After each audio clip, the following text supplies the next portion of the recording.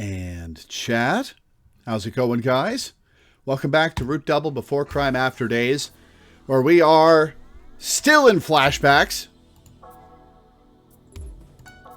but hopefully approaching the end. Man, the last achievement I got was unlock 50% of tips, and I got that just over a month ago. I have a bad feeling about how much more game there is.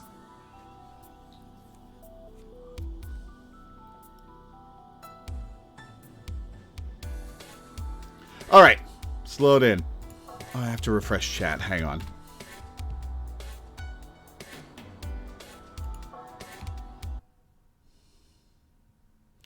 The years spent preparing for the terrorist plot passed by in the blink of an eye. Watase showed no indications of what he was doing, and continued work as a rescue worker as he had before, while secretly getting ready for that day. Dojima and Hiyama were the same. They met with Ukita as little as possible, and just waited for September 16th. Then something changed on September 13th, 3 days before D-Day. Watase was off duty that day. It would be his final day off as a rescue worker. So he figured he'd spend the day walking around the city. He aimlessly strolled through the city, where he'd been born and raised. I'll probably never be able to come back to this city again once the plan's been executed. That thought caused him to become sentimental. Various memories passed through his head every time the scenery around him changed. Memories of the restaurant his parents had taken him to. Memories of the clothing store his sister had bought new clothes for him at. This city's full of places with memories of my family. Really? You're not going to give a third memory? He normally wasn't conscious of it, but the city was brimming with nostalgia for him. It wasn't just memories of his family that he recalled. There was one of the bars he'd gone bar hopping to with Dojima and Hiyama on the night they'd passed the rescue worker exam. There was the cafe where he'd broken up with his first girlfriend. There was the road he'd walked down with his last girlfriend, hand in hand, as they nestled close to one another.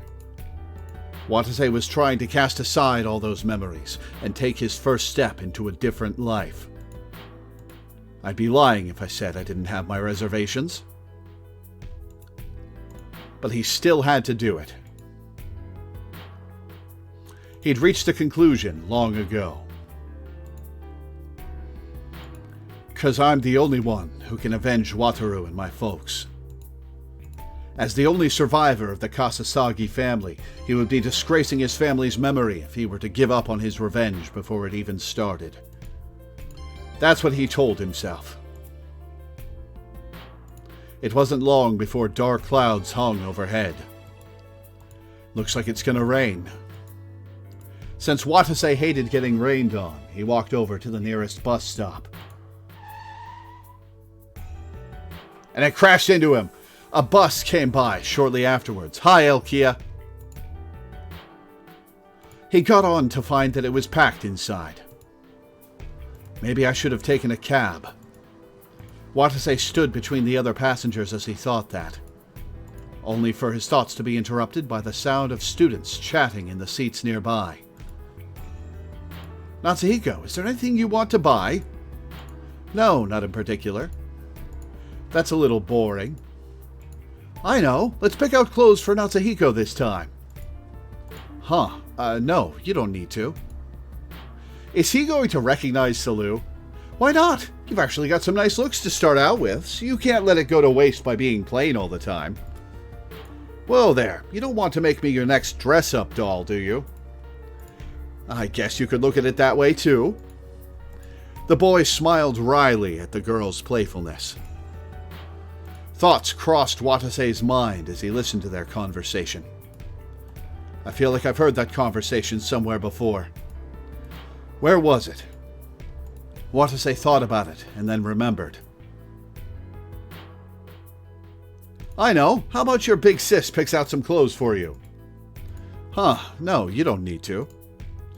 Why not? You've actually got some nice looks to start out with, so you can't let it go to waste by being plain all the time. Is that your subtle way of complimenting yourself?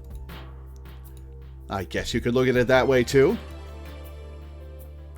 Oh, that's right. This is just like that conversation I had with Wataru back when she was still alive. Man, hearing this sure brings me back. Just as he started to feel a sense of fellowship with those kids, the girl looked at him. It was only then that Watase realized it. The girl was wearing a Rokame Academy uniform. That was the school where they trained communicators. They're communicators! Watase gasped in surprise. Shit, there's a chance a communicator will read my mind if I open my heart to them. Since they were students of Rokame Academy, it wouldn't be surprising if they could use empathy. Calm down. Keep your mind blank. In the off chance someone reads your mind, the whole plan's doomed to fail.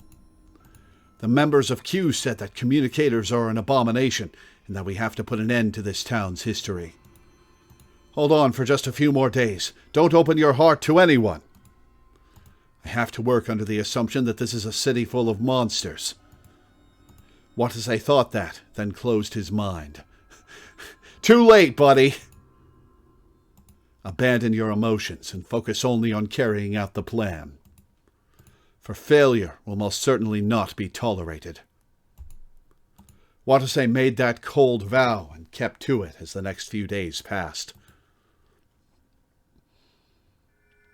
Natsuhiko felt sad when he saw that memory. Watase, is that what you were thinking when you looked at us?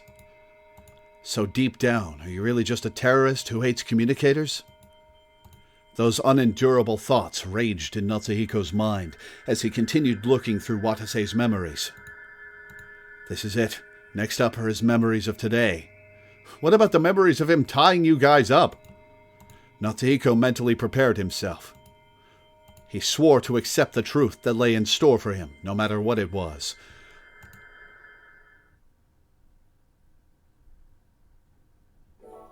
What about the scene where Watase, Hiyama, and Dojima tied up the kids and had that encounter with them in the abandoned building?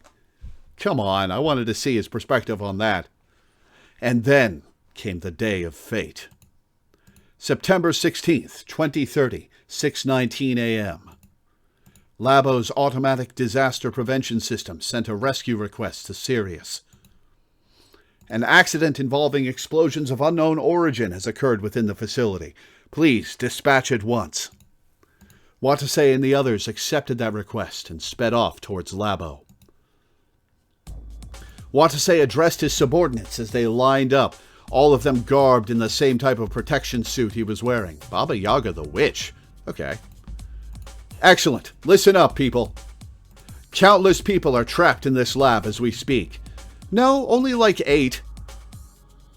And due to the nature of this facility, this will be no ordinary.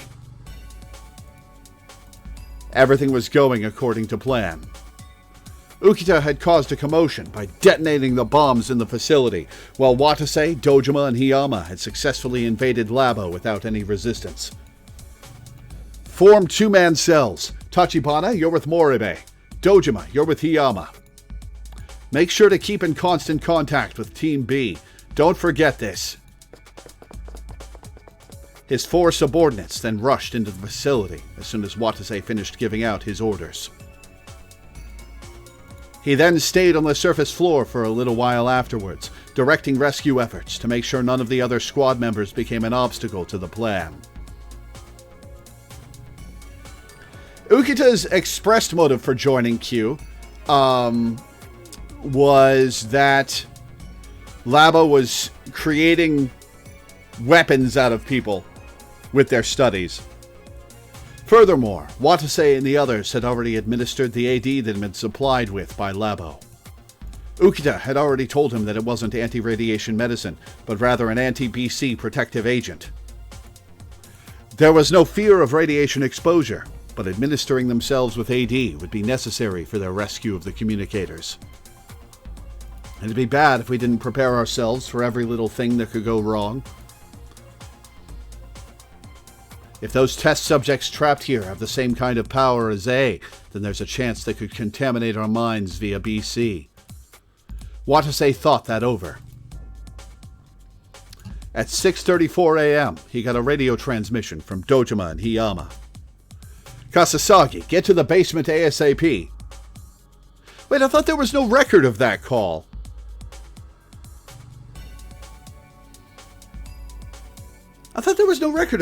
And that's one of the things that the others were suspicious of him over. Hurry, there's no time. They didn't call Watase captain. That was only natural. They weren't here for work today. Those two were his friends of many years, who all talked to each other as equals, without any regards for ranking when they were off the job. Roger that, just wait right there. This too was all going according to plan. Even if Commander Murakami had intercepted their transmission, he shouldn't have found it suspicious at all. Watase regrouped with Dojima and Hiyama in Area 2.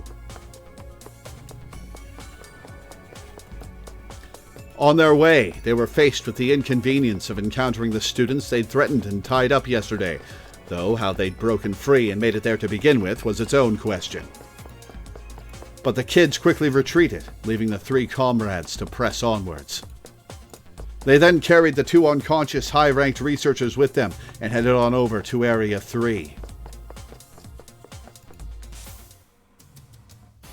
Ukita was waiting for them in the surveillance room with a big-ass smile on his face. The story is interesting, but I must say I'm not impressed with the writing itself. Their pacing is curious, to say the least. Yeah, that's about how I felt for the last 40 hours of this 70-hour-long playthrough. Ukita was waiting for them in the surveillance room. He had been observing the situation in the facility from there as he guided the evacuation of the staff through the room's intercom. Oh, you came at the perfect time. I just got a call from the service confirming that all of the staff has evacuated, with the exception of those two. By those two, he was of course referring to the high-ranked researchers that Dojima and Hiyama were carrying. What's more, I just finished using Brain Cell to make the WX particle amplifier go haywire. So, how do these four die? This means that the bulkheads will be closed for a long time once the case-end has been declared. According to Brain Cell's calculations, the lockdown won't lift until 6:16 p.m. Good, everything's going exactly as planned. The rescue workers checked their gear. They stole the security cards they needed to break into Area N from the high-ranked researchers. Watase, Dojima, and Hiyama each had one pistol. There were a lot of bullet holes in these researchers, and I think it was it Dojima or Hiyama who was in that room with the bullet holes researchers? Furthermore, they had the jackhammer they planned to use to escape through the pipe, and a fire axe as backup. Last, they had the Tetral bomb, the time bomb prepared by Q that held enough power to wipe out Labo in one blast. It was Dojima who was there, yeah. So that was a lot of bullet holes, more than one handgun could do. It's also still the mystery of Teach's involvement. Yeah, true, she could have killed them. Sorry, but could you set the bomb's timer here? I'd rather make sure that we don't get the time wrong. Sure thing. Set it for 6:17 p.m., right? Watase then took out his PDA. Located in his PDA's data folder was the program to activate the Tetral bomb. After he input the password and started up the program, the menu to set the time bomb appeared on screen.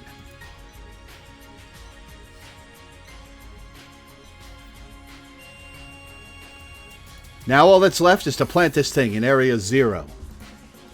Now we can't turn back, huh? Go ahead, make my day, ha! Watase nodded quietly in response. The program could only activate the bomb. There was no option to deactivate it. A sensor on the bomb would activate starting at 8:17 a.m. to prevent anyone from disarming it. No one would be able to stop it then. We'll head on down to Area 0 and rescue the test subjects. I'll stay here and keep an eye out to make sure nothing unexpected happens. Furthermore, the WX particles in Area N should exceed 4,000 MSV 20 minutes from now. Someone set us up the bomb, yeah. The effects of AD will wear off when it exceeds that level. There's no time. Hurry. Right. The 3 rescue workers left the jackhammer in Ukita's care and rushed out of the surveillance room. They all headed for Area N, with Watase carrying the bomb, while Dojima and Hiyama carried the high-ranked researchers. A thick security gate soon came into view. Okay, so there's going to be a couple more dudes that they'll have to kill down in Area 0. Because when we've seen that, there are a couple bodies there. Is it these two? Do these two get capped? Who are the researchers that Dojima killed then? A thick security gate soon came into view. So this is Area N, huh? Those two are trapped just up ahead, right? Convenient color-coding armbands. Right, so let's go. Watase told his comrades that in a firm voice. Dojima and Hiyama had also lost loved ones in the Great Arson 16 years ago, which we've established already. They all knew accomplishing the plan wouldn't bring the dead back, but back then we couldn't save anyone. The time to atone for that has finally come. Engraving their conviction upon their hearts, the 3 comrades entered Area N. Their Procyon's alarm didn't go off even as they got in. Probably because the WX particle energy levels weren't strong enough to affect the human body yet. A transparent tube-shaped elevator lay in the center of Area N. If they swiped the Level N cards into the terminal lying next to it and forced the high-ranked researchers to perform the retinal scan authentication, then the path to B3's Area 0 would open. We have to hurry before these guys wake up. The 3 of them approached the elevator and started fiddling with the terminal. A computer voice started playing once they swiped the security cards through the slot. Authorized personnel, retinal authentication required. Please bring your eye close to the sensor. They forced the unconscious researcher's eyes open and brought them towards the scanner, just as instructed. Area 0 Administrator Shuya Araguchi, retina confirmed. Area 0 Administrator Ryokan Kashiwagi, retina confirmed. Kashiwagi? Oh, I'm thinking of a different game. With the authentication complete, the 3 of them boarded the elevator. Elevator descending. Please administer AD immediately in the event that you have not done so. The floor shook at the same time that announcement was made, and the elevator started descending. Once they reached the bottom, the 3 of them were greeted with a most unexpected sight. A paradise.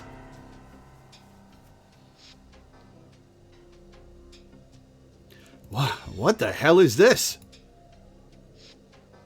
Something like this was under Labo all this time? It was a giant underground garden.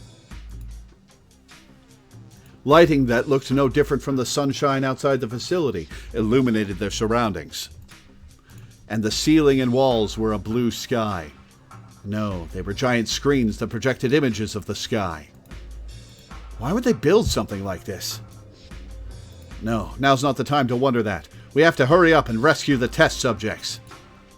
Watase looked around the underground garden to find 6 rooms built into the walls. The first one read, Relaxation Room. The one next to it read, Playroom. The test subjects probably relaxed in these rooms. On the side were 2 unlabeled doors. They appeared to be vacant rooms. As for the 2 remaining doors, one of them read Subject Y2, while the other read Subject N. Subject Y2. This must be the room the subject is kept in. Watase, Dojima, and Hiyama ran up to that door. There was another security slot next to it. When they slid a level N card into it as a test, the door opened right up. On the other side of the door was another, thicker door. It required another retinal scan, so they forced the researchers to perform the necessary authentication again. Wow, that's a lot of security to keep Yuri locked up. And the door opened with a heavy sound. What? Is this really Subject Y2's room? It looked just like a normal girl's room. Bookshelves, a single bed, knitting supplies, and a dresser. He'd been expecting to find something more along the lines of a prison cell, but it looked like they gave the test subjects fairly decent accommodations. From what he could tell, it appeared that Subject Y2 was a young girl on the verge of adulthood. But the person in question was nowhere to be found. She's upstairs. Impossible. No one's here.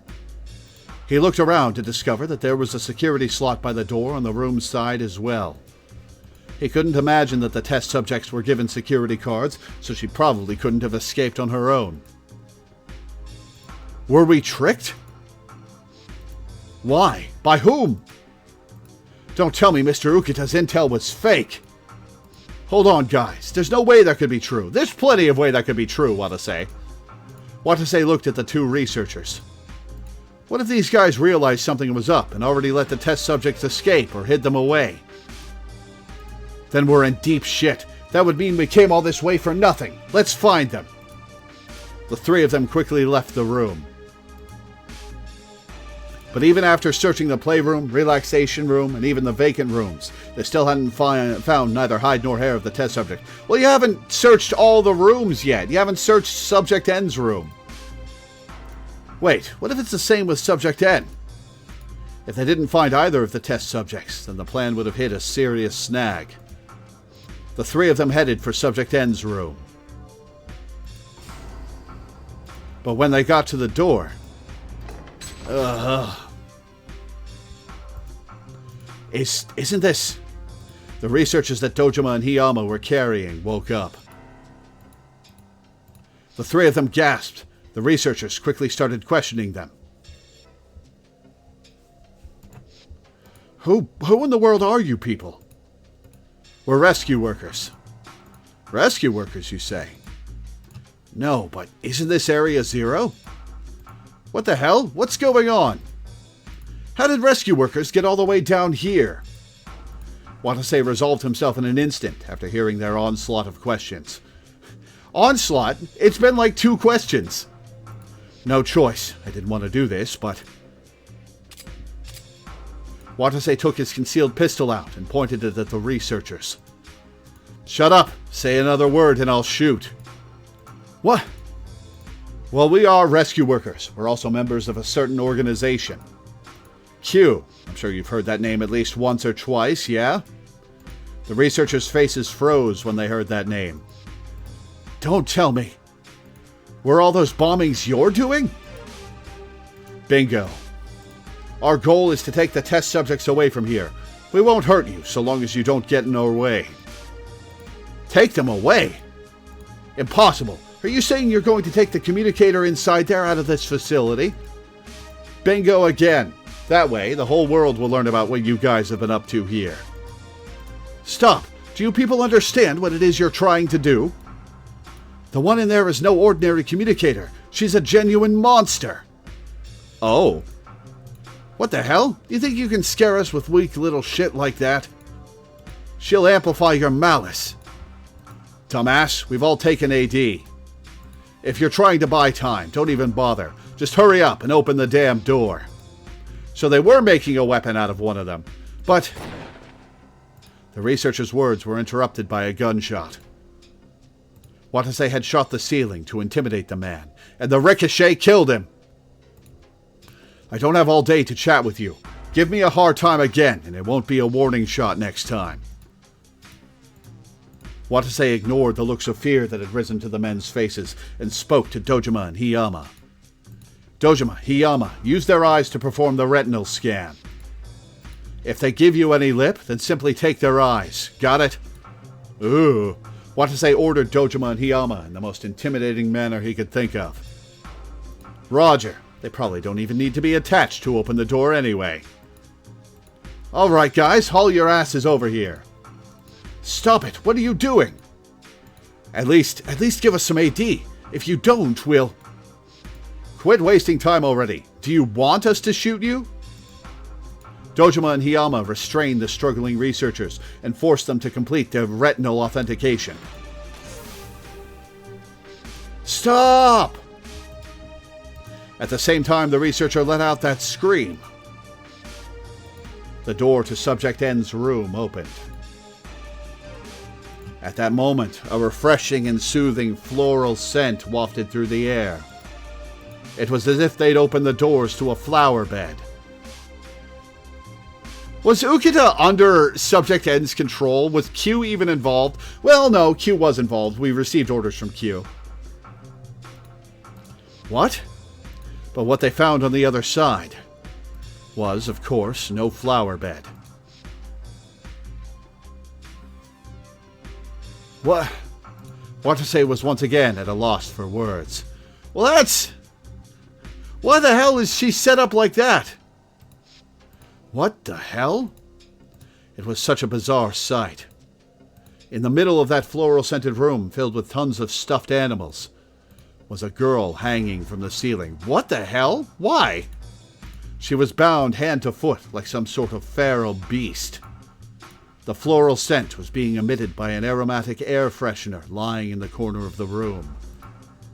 The girl, intoxicated by that scent, stared off blankly into space. Is this girl Subject N?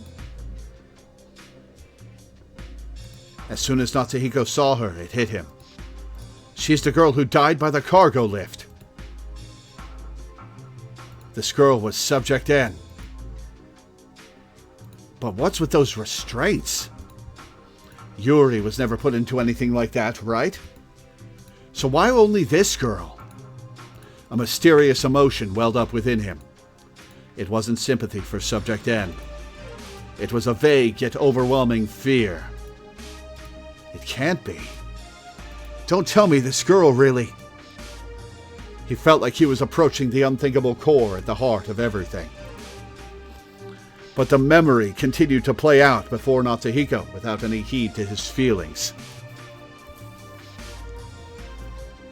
Watase called out to the girl again. Hey! The girl looked at Watase in response. But Watase felt his body temperature drop the moment he looked into her hollow eyes. Dull eyes that had lost all emotion. The fear he felt was as if he had gazed into a forbidden abyss. What in God's name is this? What in the hell did you bastards do to this girl? The silent treatment, huh? Fine, be that way. Dojima, keep an eye on them. Hiyama, help me get her out of these restraints. Yeah. Dojima and Hiyama came back to their senses and sprung into action. Yeah, the floral scent is either an anti-mind control thing, or it's what you smell when you start getting mind controlled. So why did Watase experience that while talking to Ukita? Dojima pushed the researchers against the walls outside the room. He then fixed the door's opening in a way so that it wouldn't close again. In the meantime, Watase and Hiyama tried releasing the girl from her restraints. It took some effort, but they succeeded in removing the girl's bindings. Are you okay? Watase and Hiyama took Subject N out of her room, but she showed no reaction at all. In fact, it was like she didn't even realize anyone was speaking to her. Has her mind broken? Don't tell me it was due to all the human experimentation they put her through. Intense rage filled Watase's heart. No matter the circumstances, this was no way to treat such a frail girl. Do you hate communicators or not? Hey, listen up, you bastards. We're taking this girl with us. Once the world learns about her, you sons of bitches are done for. Face the truth of your sins as the law sees fit to punish you. But the researchers didn't respond. They were muttering something in a faint voice.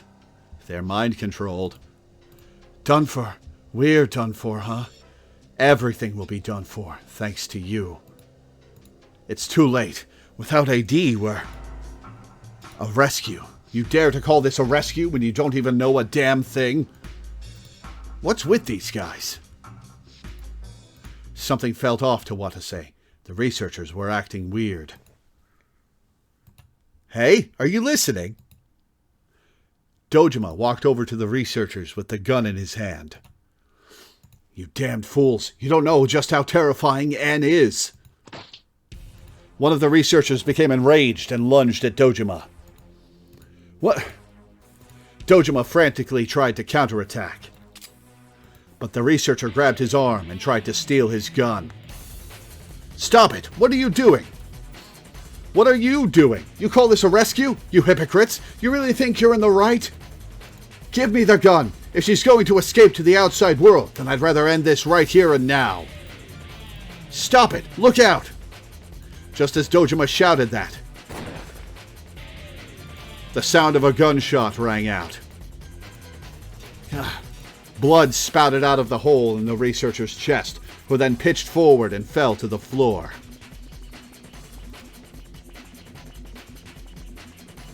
Fucker shot my monitor. Haha! The spurts of blood that scattered out of him stained Dojima's clothes. Everyone in the room stood rooted in place as if they were frozen. Eventually, the other researcher broke the silence with a shrill scream. He's dead! You killed him! Murderer! Murderer! No, that was an accident! What rescue worker kills someone? This is revenge for Eriguchi! Die with him! Stop! The researcher sprung at Dojima and strangled him while he was still standing. Watase watched that scene, dumbfounded. Didn't help his friend! What's going on? What's up with these guys? Why'd they change so suddenly? Wait, could the effects of the malice have already taken hold of them? In this short amount of time? His confused thoughts were interrupted by Dojima's pained cries. Kasasagi! Hiyama, help!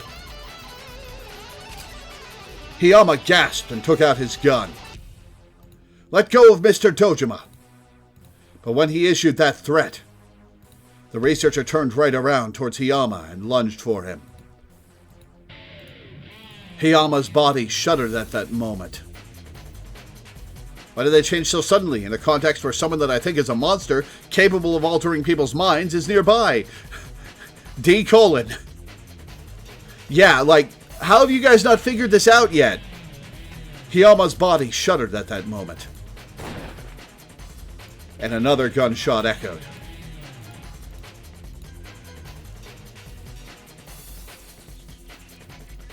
Dead on this time. A small hole had bored itself near the researcher's throat. You bastards of... The researcher tried to say something, but vomited up a small pool of blood before he could finish. And with that, he collapsed onto the floor with a thud. So they're keeping Watase's hands relatively clean. He didn't kill either of these guys. He then looked up to the ceiling with hollow eyes and faintly muttered to himself, Our noble goal. The monster must not. The researcher muttered those last incomprehensible words, then lost his strength. They're very comprehensible. Why do you think you're here, Watase? Hiyama was muttering to himself in shock. Huh? I killed him? Calm down, Hiyama. We don't know for sure that he's dead. We know for pretty sure that he's dead, Watase. Watase ran over to the researchers and performed CPR. But their life signs grew weaker with each passing moment. Being a certified first aid practitioner, Watase could tell right away that they were beyond help. It's no use. They're already... Watase muttered this as his shoulders slumped.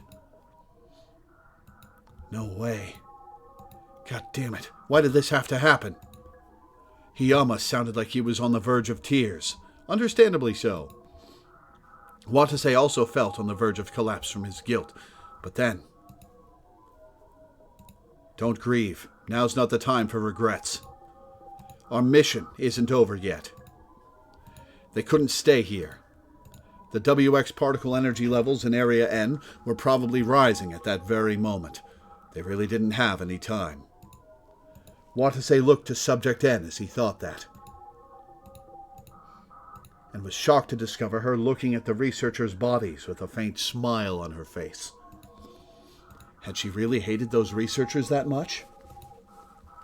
No, more importantly, we need to hurry and get this girl out of here. Oh, right, and we mustn't forget to plant the bomb. Right. The three of them planted the tetral bomb in Subject N's room, then took her with them and left. They carried the blood-stained bodies of the researchers to the elevator to perform the retinal authentication. He was worried that the retina of someone half dead wouldn't work, but the elevator operated without any issues. So, was that body of hers real or an illusion? Because this seems like a character they're elaborating on that'll come in the final act as an antagonist. For our psychic mushroom children to battle. Should we take these guys up with us? Let's not. They're already beyond help. Watase nodded with depression in his heart. Their supposedly foolproof plan had already begun to fall completely apart. Natsuhiko watched the memory with bated breath. What happened after this? At any rate, he'd confirmed that the bomb had indeed been set. It was located in Subject N's room in Area 0. And how are they going to get back down there to defuse the bomb, if that's even what they're going to try to do? It was set to go off at 1817. There were only 2 hours left in real time until then, and likely 10 hours left of game.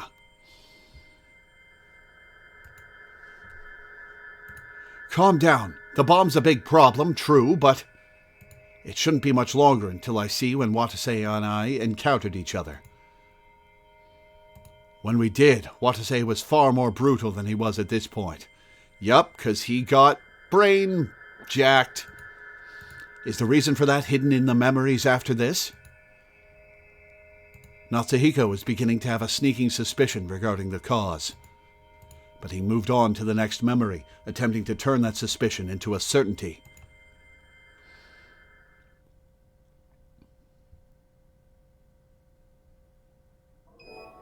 The Procyon's alarm went off as soon as they made it back up to Area N. Oh no, how long are we going to have to listen to that? The magic flute. The reading was at 4182 MSV, past the first safety standard. Shit, we spent too much time down below. Watase grabbed Subject N by the hand and tried to run. But at that moment, he felt like something had pierced his mind.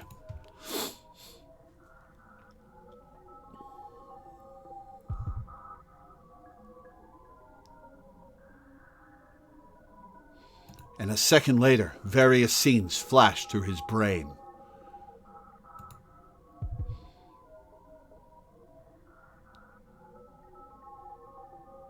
All the memories from the day Ukita had told him the truth behind the great Rokume City arson, to that very moment, appeared before him.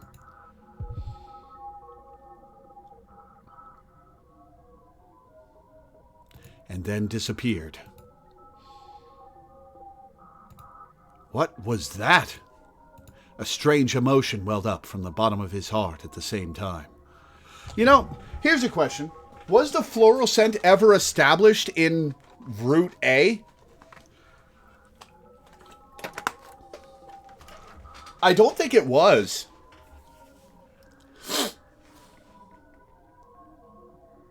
Was it? It was. Okay, never mind. than it was foreshadowed early on. A strange emotion welled up from the bottom of his heart at the same time. An emotion that was like a mix of impatience, discomfort, and rage. Watase unconsciously looked at Subject N. When he did, she looked back at him. There were a few moments where the characters noted a floral scent, particularly near the scene where they divided up the gun. Okay.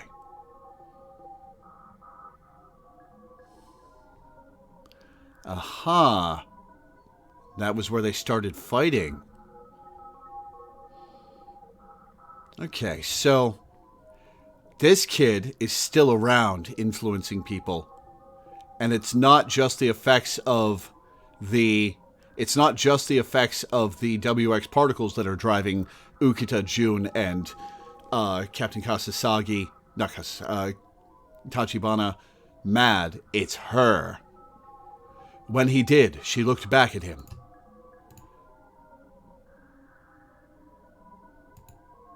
And let out a laugh like the cry of a strange bird. What? Intense shivers ran down Watase's spine. The shivers only got worse as he continued to look at Subject N. What is this emotion? He quickly looked at Dojima and Hiyama and found both of them glaring at Subject N with a grimace on their faces. It was as if the discomfort inside them were oozing out. Watase spoke up to shake off the shivers. Let's go. We have to regroup with Mr. Ukita. Right, Dojima replied in a faint voice. The group then left Area N with Subject N in tow. A piercing siren screeched as soon as they exited the room. A Case N has just been detected. In accordance with this emergency, security has shifted to blockade mode, locking down all gates and bulkheads. Just as Ukita had said, a Case N had been declared because they'd taken Subject N out of Area N. The group opened the closed security gates with the cards they'd stolen from the high-ranked researchers and headed for the surveillance room.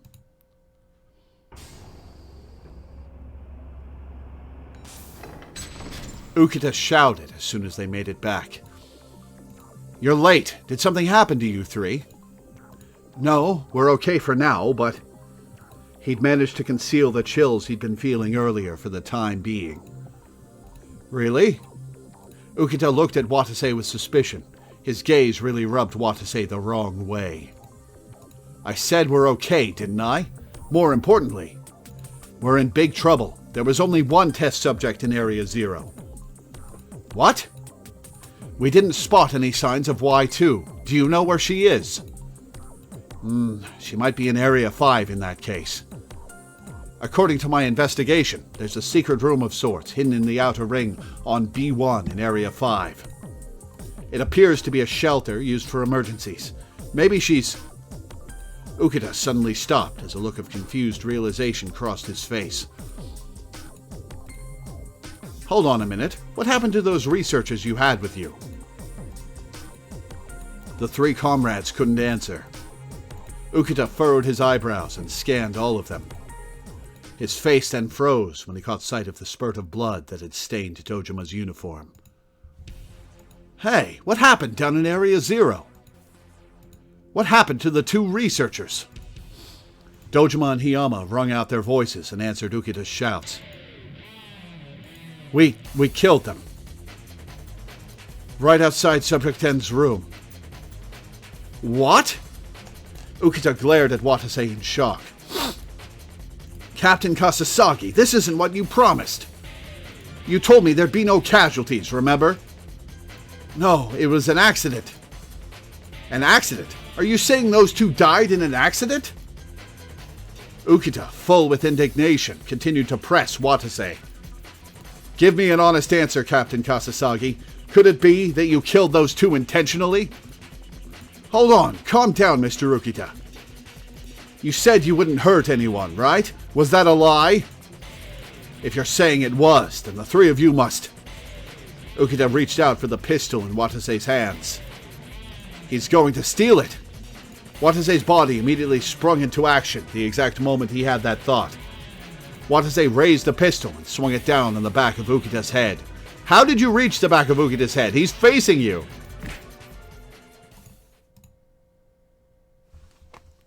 Why?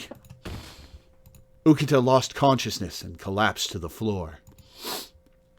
Watase came back to his senses and spoke up. I'm sorry, Mr. Ukita. It's too late for us to turn back. None of them had wished for things to turn out the way they did. But what was done was done. Dojima called out in a worn-out voice. Now that things have come to this, what do we do, Kasasagi? We have to prepare everything we need to escape before Mr. Ukita wakes up. Watase stole Ukita's security card so that the latter couldn't move on his own. Since there was another card in his pocket for some reason, Watase took that too. You guys take the equipment and carry it to B1. What do we do about Subject Y2? Subject Y2. She was most likely a young woman, judging from how her room had looked. There was no way they could leave her behind. I'll go look for her. Are you serious? All by yourself? There's no other choice. I'll leave the rest to you guys.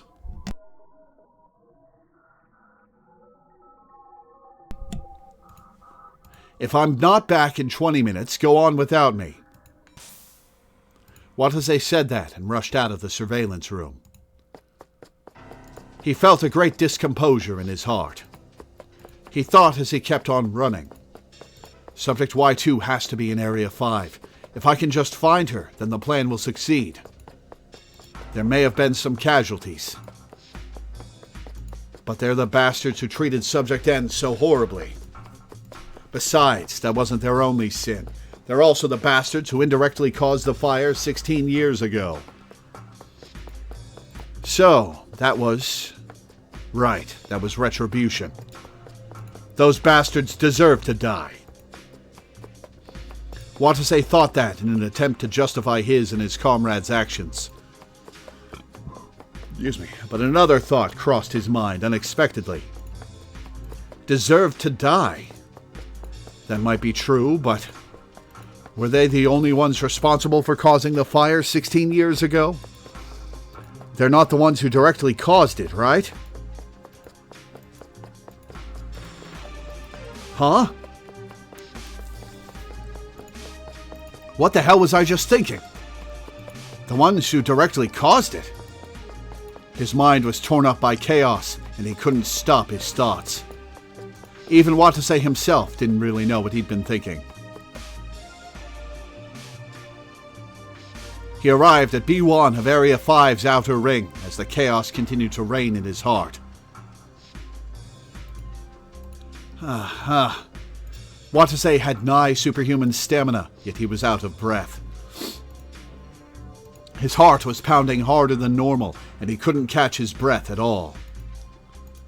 Where's Subject Y2? He blindly searched around and soon spotted a strange object. Something that appeared to be a keypad was built into one of the hallway's walls. Is this the emergency shelter that Mr. Ukita was talking about? Watase ran over to it and pounded on the wall. Please be in here. It wasn't long before the wall opened and a door appeared. A girl came out from the door. She looked confused the moment she saw Watase. Watase spoke to her in the calmest voice he could muster. Finally found you. You're a person of interest to this lab, right? Who are you? I'm a rescue worker. I'm here to save you guys. When Watase said that, the girl's face froze. Oh, does she know about Subject N? You're with Q? Watase was shocked to hear that. His heart trembled like crazy as his skin broke out into goosebumps. He'd only just met her, so the only way the girl could have known what he really was. Hey, did you cheat and use BC to read my mind? An intense, unpleasant feeling welled up in his heart. He'd never imagined he'd feel this uncomfortable about having his mind read. The girl glared at Watase. She had the face of an innocent girl, but just looking at it irritated Watase for some reason. Well, whatever. You're coming with me. Watase said that and grabbed the girl by the arm. No, stop it! Please don't struggle. I won't have to get violent as long as you behave.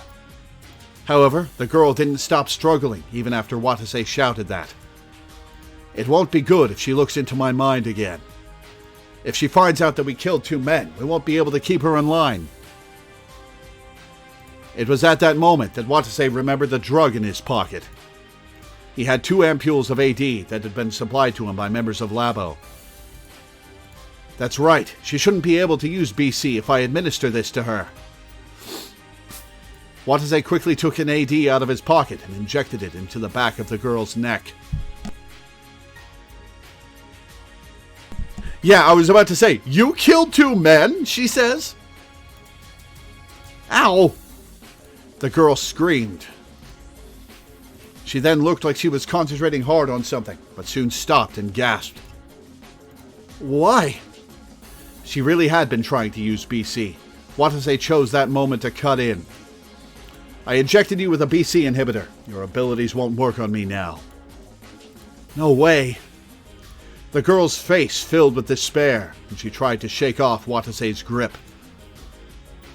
But Watase put her into a sleeper hold so she couldn't get away. Ugh. The girl quickly lost consciousness. Her body went limp. It hadn't hurt Watase's heart at all to do that. It was better to knock her unconscious than to let her keep struggling.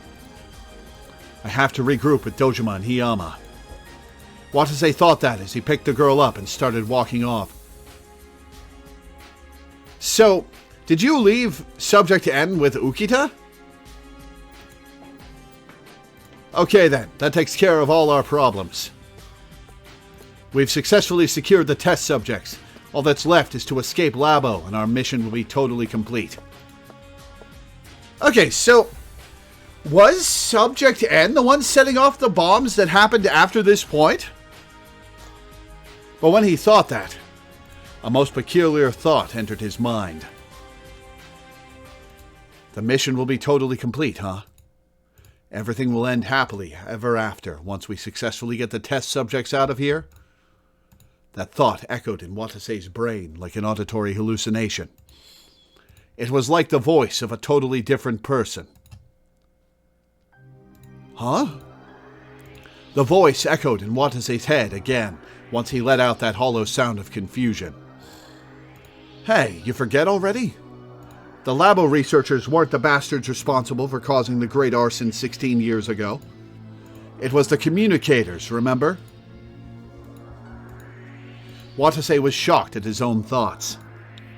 But the repulsive thoughts kept coming, one after another, and polluted Watase's mind. Yeah, the mouse pointer has to be on the screen for me to click, to the next text box. I could use the space bar, but I don't feel like it. The incident 16 years ago was Subject A's fault. Then aren't the very same test subjects that I'm trying to save responsible for my family's deaths? Aren't they both mind-corrupting monsters just like Subject A? Those high-ranked researchers changed so drastically in the blink of an eye, all because of one of them. So what is it that I want to do to those two? That's obvious. I'm going to get these girls out of here. Watase raised his voice as if he were trying to oppose his own thoughts. Even if... excuse me. Even if they are responsible for my family's deaths, I didn't come all this way just to... No, try listening to what your mind is telling you. That's not what I really want to do, is it? What I really want to do is... avenge my family. By killing the communicators, right? I've followed Mr. Ukitas and Q's instructions faithfully up to this point. But is that what I really want? Remember the night of that fire, Remember how you lost everything. His mind warped little by little. His consciousness was consumed with hatred. A violent urge to kill the girl in his arms welled up within him. But what would killing this girl here accomplish? I won't be able to complete my mission that way. That'd mean betraying Mr. Ukita, Dojima, and Hiyama, wouldn't it? The mission, huh? Well, that's a fair point. If you don't escape from here with the test subjects after all the effort that went into preparing for this day, then you might as well have never come at all. That's what you're thinking, right? But hey, how about this? You can't kill the test subjects, but nothing's stopping you from killing any other communicators, is there? What? You're a rescue worker. No shit you're opposed to the idea of killing humans. Wow, this girl is foul-mouthed. But here's the thing. Communicators ain't human. They're monsters. You know what a communicator is? A mind-devouring monster that looks into humans' heads. That's what. Leave them to their devices, and they could end up taking the lives of countless others. Think about it for a sec. Can you really say you've achieved revenge unless you slaughter a communicator or two? Ah, so she's read the area and she knows that Natsuhiko and friends are here.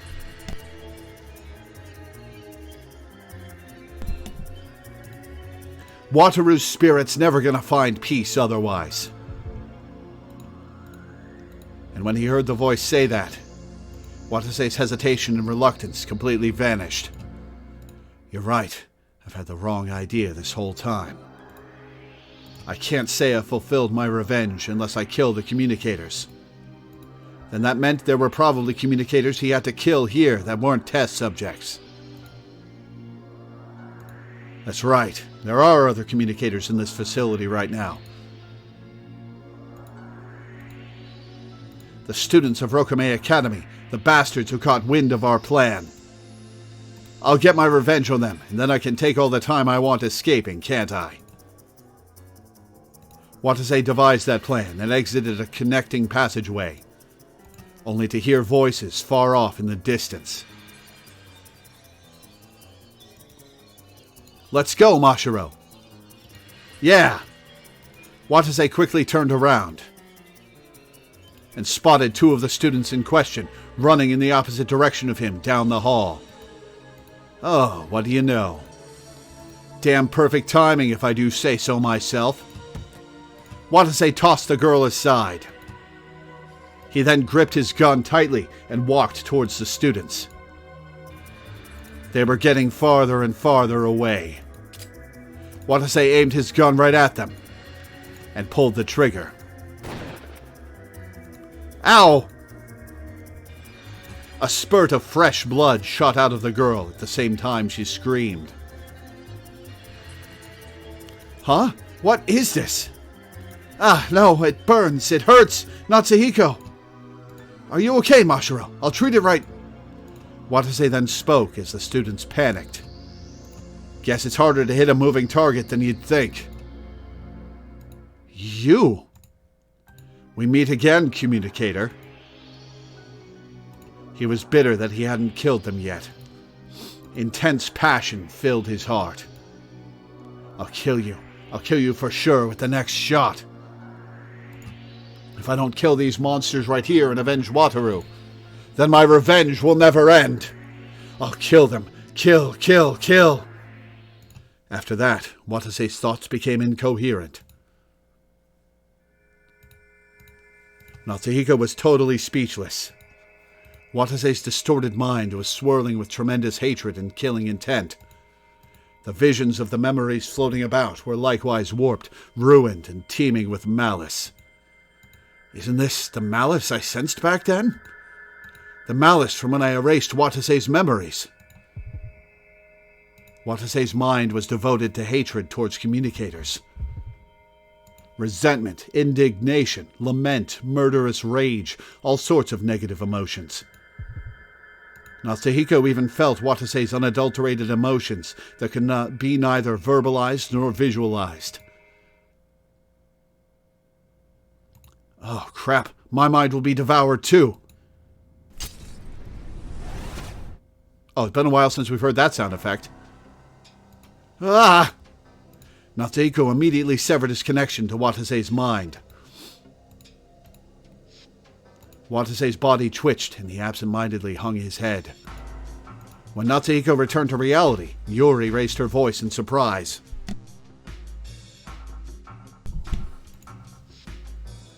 Hikarin, are you okay? Natsuhiko couldn't answer that question. His entire body was oozing with sweat, and yet his spine was ice cold. What the hell was that just now? The last of Watase's memories that Natsuhiko saw had clearly gone mad at the final stage. All of Watase's thoughts had been logically sound until then, and yet they'd suddenly gone erratically incoherent. And it couldn't be something as simple as him being mentally driven into a corner due to the unforeseen deaths in his plan. Could a transfiguration so sudden even happen normally? No, of course not. There has to be some sort of reason Watase went mad. The very first plausible reason that came to mind had to be the presence of Subject N. Right after Subject N let out that bizarre laugh, the violent intentions within Watase suddenly arose. It was almost like Watase's personality had been rewritten. Could that have been the same thing that Communicator A did 16 years ago? The root of the Great Rokume City arson, Communicator A's malice contagion. The same phenomenon happened here inside this facility? Natsuhiko's thought process went into overdrive. Everyone who came into contact with Subject N became completely deranged, such as the high-ranked researchers and Watase. The rescue workers Dojima and Hiyama may have fallen victim to the same mental state as well. If you think about it normally, it's strange, but if Subject N spread around malicious telepathy in the same way Communicator A did, then everything made sense. The game doesn't seem to trust players to connect dots on their own? Absolutely no, it doesn't. In other words, Watase, his comrades, and the researchers all had their minds warped by Subject N's BC. No, wait a second. There's something off about that assumption. Watase didn't hear any telepathy from Subject N. If he didn't hear any of her telepathy, then it should be impossible for her emotions to have propagated to him. Watase unconsciously fell into an abnormal state of mind. Why would that happen? As Natsuhiko pondered that point, he recalled something he had just seen in Watase's memory. Right before Subject N laughed, visions of Watase's past flickered in the back of his mind for a second. I know of a phenomenon quite similar to that. The same thing happened when Yuri dove through my brain. Which means that Subject N used sense sympathy on Watase. That was the only possibility he could think of. The malice contagion isn't spread through telepathy at all. It's spread through sense sympathy. Subject N was a communicator who was incarcerated here in Labo, just like Yuri. It wouldn't be surprising at all if her ability was at the same level. In that case, has Subject N been manipulating Watase via sense sympathy? But sense sympathy shouldn't be able to connect several humans at the same time. If several humans were to connect at the same time, their multiple perspectives and senses would likely blend together into an incomprehensible mess. And yet, all of the people who came into contact with Subject N were infected by her malice one by one and remained in that state continuously. They weren't being manipulated. It was like their very personalities were warped. As he pondered to himself, Natsuhiko recalled his mother's words. A human's personality consists of an accumulation of memories. The spirit is the aggregation of information within the brain. In that case, the true root of Watase's personality transfiguration was... the true form of the malice contagion phenomenon was... no way, it can't be. Watase and everyone else with him had their memories rewritten by Subject N? Oh, so the floral scent for Ukita's interaction with Watase was A memory being rewritten. Aha. Okay. That conclusion hit Natsuhiko like lightning. Then Watase's memories, the ones that I saw, were counterfeit memories? Subject N took the memories of all the people she came in contact with and rewrote them with memories full of malice?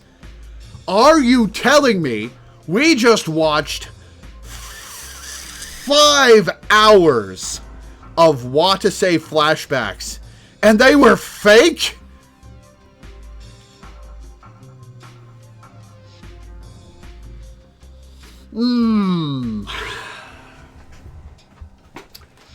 Okay.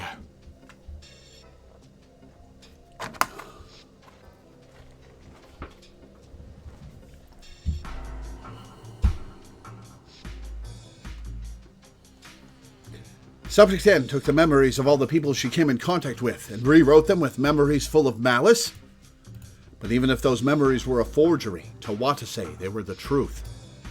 And Natsuhiko had read those malice-filled memories. Which means right now, Watase's... Natsuhiko turned his eyes towards Watase. He was still hanging his head. A shadow was cast on his face, obscuring his expression. Captain Kasasagi? Watase did not answer. Natsuhiko's heart started pounding like an alarm bell. Hopefully he got reset. Crap. Watase's got his memories from back then. No way. Gun zombies were real all along, but it was a brain virus filling them with hate? No way. Having noticed the anomaly, Yuri spoke up fearfully, upon which Watase started muttering. I see. Now I remember everything. With an earth-rattling voice, Watase slowly looked up. His eyes were filled with hatred. You sure done it now, kids. Captain Kasasagi! Natsuhiko quickly shouted and readied the gun. But Watase merely spoke up defiantly. What, gonna shoot me? Sure, you might pride yourself in destroying minds, but do you have what it takes to destroy bodies? Natsuhiko held Yuri's trembling hand and tried to shoot the gun with his free hand, but... Damn it, why? Why can't I shoot him? His finger froze on the trigger. Even though a mere centimeter of movement would end the life of the enemy in front of him. You can't, can you, communicator? It's because that's what humans do. We humans don't have abilities like your ilk. That's why we brought guns. Well, that's just a stretch, Watase. Or else we'd have no hope of winning against monsters like you. Watase spoke menacingly as he sidled up to them. This is bad. I have to dive into his mind once more and destroy his memory again. But the moment Natsuhiko formulated that plan, Yuri's telepathy echoed inside his head. You can't, Hikari. You're only going to repeat the same mistakes. All that girl, all Subject N did was distort Captain Kasasagi's memories into a mess. You need to repair them back to their original form. Oh no. I thought I was free of the flashbacks. No! No! Oh shit! In a split second, that message flowed through Natsuhiko's brain. It's the first one of these! It's the first one of these that I've had in a while.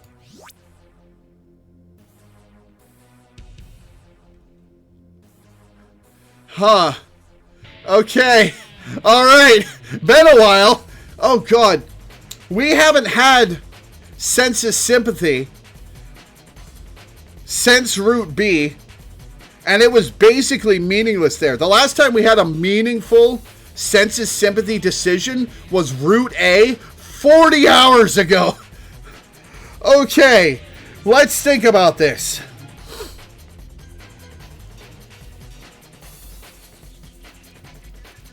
I think that the correct thing to do is set Watase high, Yuri high. Do I care about Natsuhiko's sense of self-preservation? Or self-confidence? Because it's always fuzzy.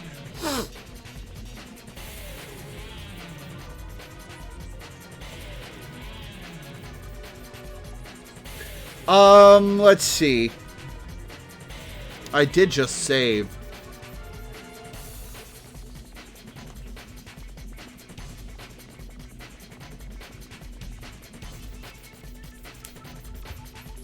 I'm going to turn Natsuhiko up.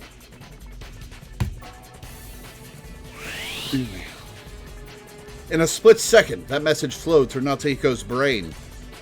No way. Is it even possible to repair those memories while exposed to that malice?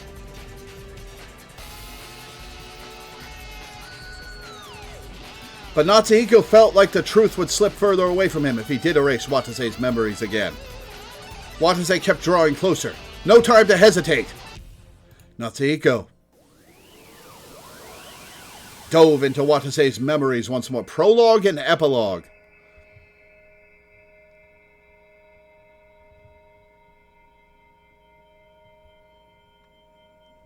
Dove into Watase's memories once more. To destroy them. He'll kill both me and Yuri if I try to be picky about which memories to destroy.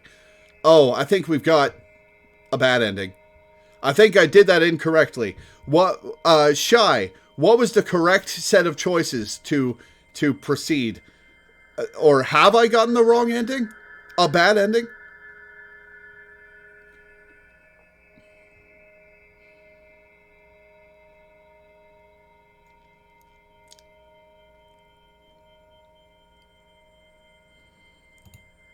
I'll have to destroy all of them again. It's the only way.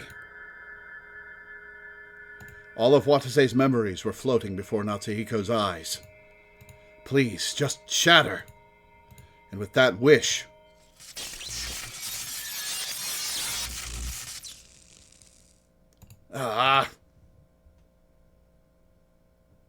All of those scenes burst apart and vanished into darkness. Please don't let this be a long ending. His consciousness was in an endless darkness. A world where everything was closed off. Sight, hearing, touch, smell, taste. He'd been disconnected from all his senses. It didn't feel like there was a world around for him to experience at all. Where am I? He didn't know. His head was a total blank. What is this? All he could sense was a feeling of loss. What's going on?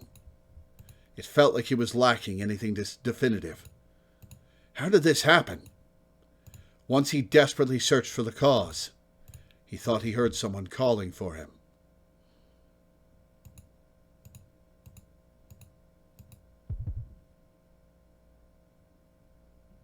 Sagi, Captain Kasasagi!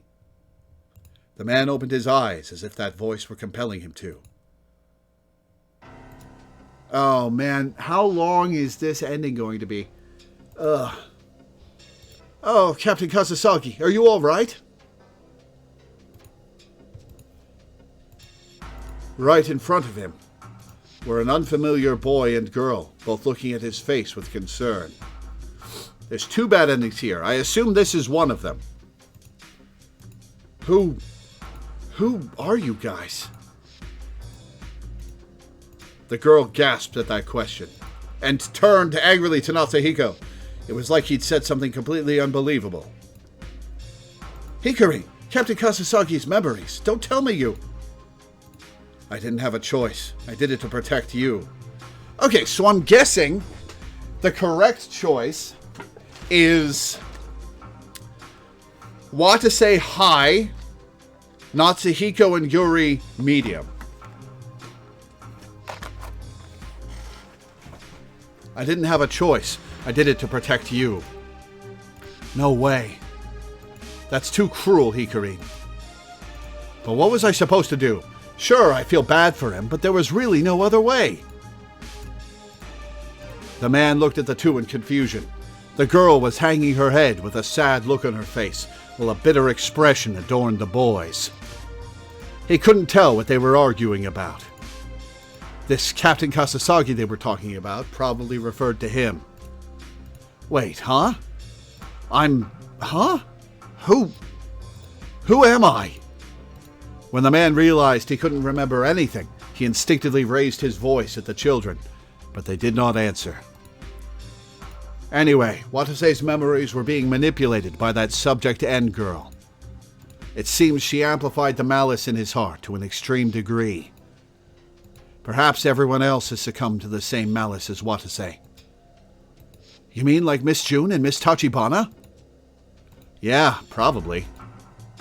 It'll be dangerous, but we have to do something about everyone's malice. The children continued their incomprehensible conversation without paying any heed to the man. The only thing he could vaguely understand was that something strange was going on. The man repeated his questions as many others ran through his brain. Hey, tell me, who are you guys? Who am I? Well, where are we? What the hell is going on? Please, tell me. Those questions rendered them silent. The boy then seemed to resolve himself and spoke to the man. Wait here. Huh? What do you mean? It's dangerous outside. Don't leave this place. The man was overwhelmed by the boy's intensity and nodded on instinct. Okay, so we're in Watase's perspective. So he's going to stay in this room with Yuri. Natsuhiko's going to go out, presumably to try to brain blast the other adults. And he's going to die or something. And this ending is going to be Watase in this room as the explosion happens. And everyone dies. The man was overwhelmed by the boy's intensity and nodded on instinct. When he did, the boy turned to the girl and spoke. Let's go, Yuri.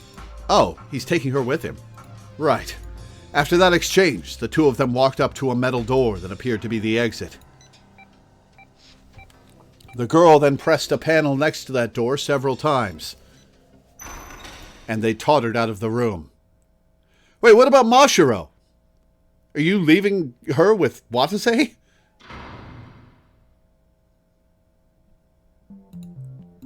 The man waited quietly in the room for a while afterwards.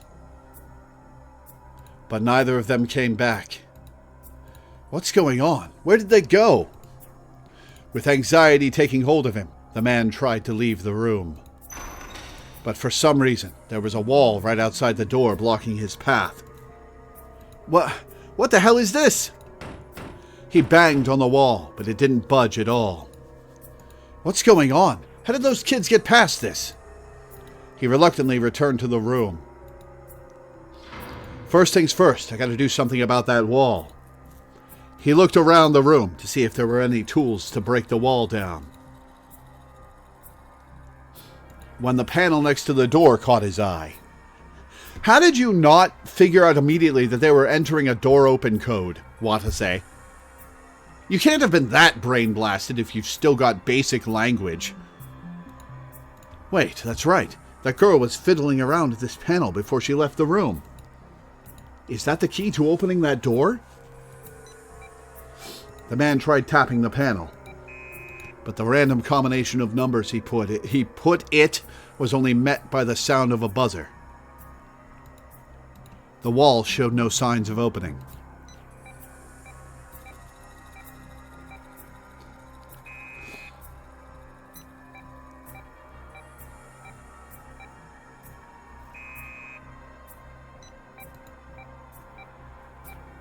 Yeah, I get it. He tries a bunch of numbers. After many failed attempts, the man finally gave up. Damn it, so just typing blindly isn't going to work. Then I guess I don't have a choice but to do what they said.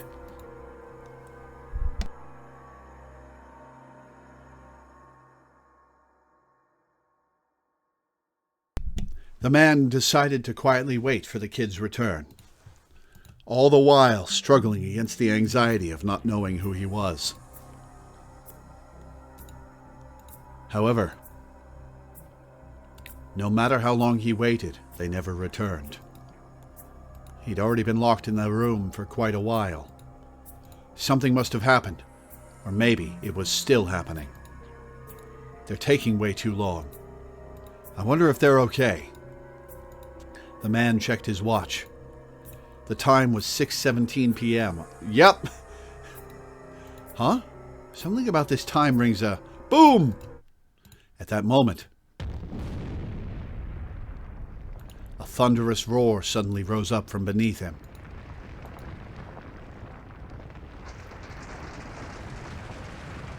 What's happening? The sound and shockwaves rapidly grew in intensity. Just as he was preparing to flee, the door in front of him burst inward. The flames of an explosion surged into the room. Why are there The man was completely incinerated before he could even finish that thought. Bad end. Game over.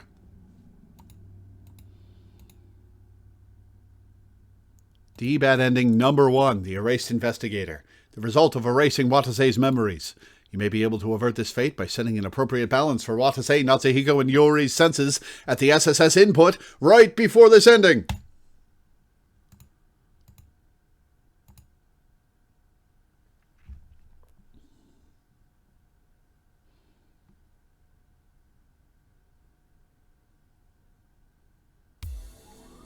Alright, one sec. I'm going to check something.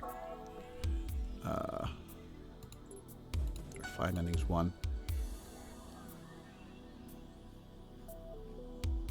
No. No.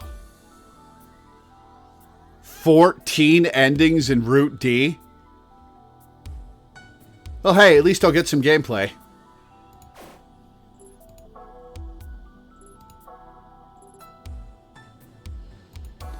Alright, I'm going to set Watase high and Natsuhiko and Yori medium.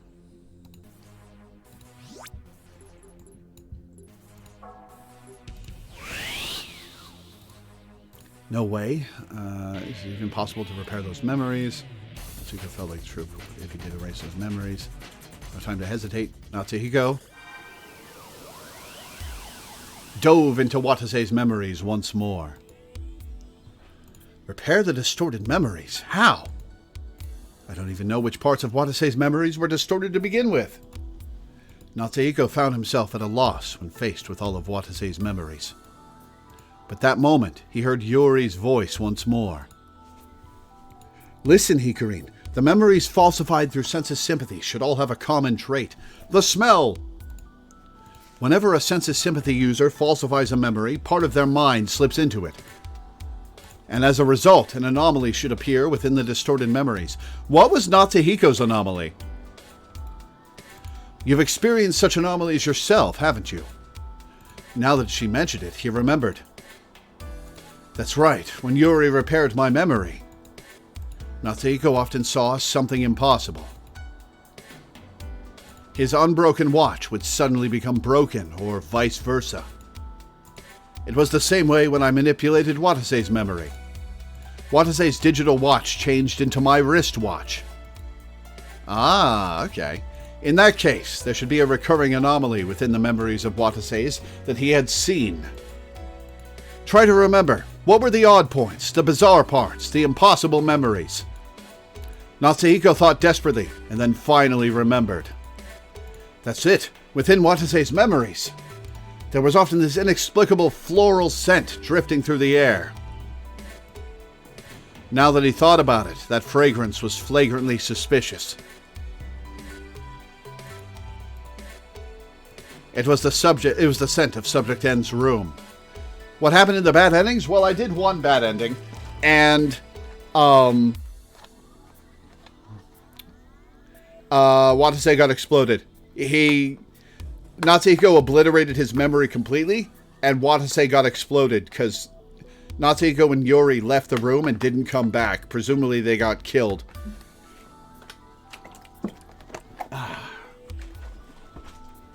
It was the scent of Subject N's room. It appeared several times within Watase's memories. only because the floral-scented memories were the ones falsified by Subject N. What drove Watase's mind to madness was hatred against communicators. Subject N most likely manipulated his memories to amplify that hatred. So, if I just send emotions into Watase's mind to counteract that hatred, that might possibly return Watase back to his original self. The moment Natsuhiko came to that realization, he became enlightened to his path. That's right, I just need to remember what Yuri did for me. Yuri rewound Natsuhiko's memory over and over to repair his memory. And that had saved Natsuhiko from a crisis of mental collapse. And now I'll do it for Watase. I'll go back through his memories, and then I'll save him from the malice. Natsuhiko made his brave decision to save his partner from the malice that possessed him. His search criteria were floral-scented memories, and memories that contributed to communicator hatred. We are going to do a little brainwashing, aren't we? If Natsuhiko repaired all of those memories, then Watase would surely return to normal. Watase, I'll keep rewinding time for you. Excuse me. Okay, I have to go to the bathroom. So I'm going to pause here before we get to this scene. And I'm just gonna take a break and go to the bathroom and have a snack. So, Burb.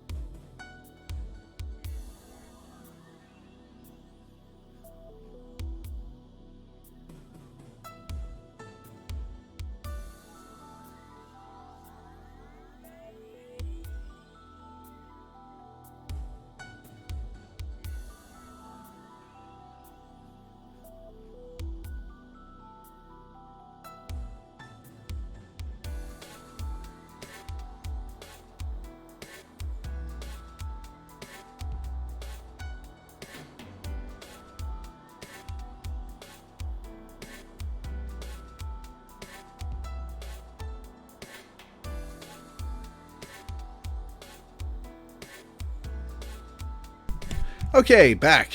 Sorry that went a little long. I was very hungry. Still hungry, but I've got stuff to tide me over. What to say? I'll keep rewinding time for you. Until all the malice has been vanquished from your mind. Okay, I did just save. Cool. Alright, another loop through Watase's...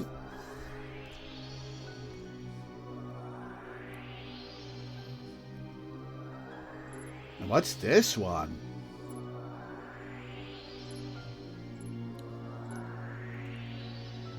Day where Watase heard the truth of the great Rokame City arson. He comes to know why the incident occurred.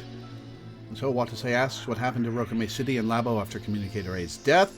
The day Watase decided to join Q to understand Ukita's intentions, Watase asks why the researcher would betray Labo.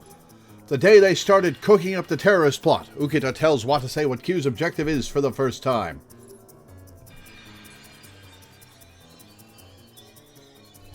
Alright, start from the beginning. It was a memory of Watase at the ruins of the hospital. The memory of the time when Ukita had told him the truth behind the great Rokame City arson. The man explained it all to Watase. All about how that unprecedented incident had been caused by a single woman known as Communicator A. And how A was lured in by Rokame City and joined the PRC as a test subject. So this is it. This is a memory that's been altered. He remembered the gist of what Ukita had said. Communicator A was the worst criminal there was, and yet the PRC developed her abilities. As a result, her malice-laced thoughts were released and caused the great arson. Oh, gotta refresh chat. Hang on.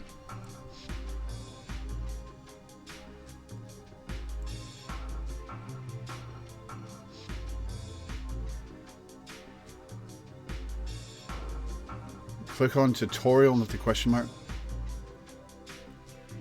The new gameplay mechanic?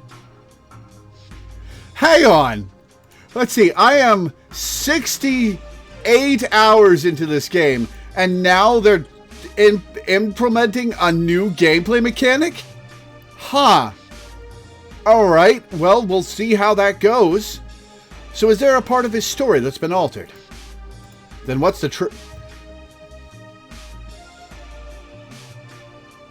Do I have to press on statements and present evidence like a fucking Ace Attorney game? Alright. Then what's the truth?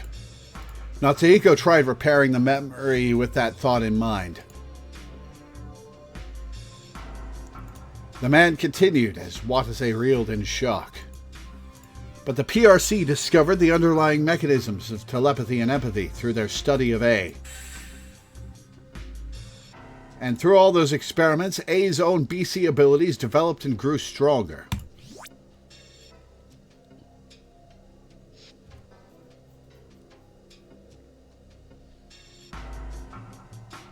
Okay. So it's just more sense of sympathy.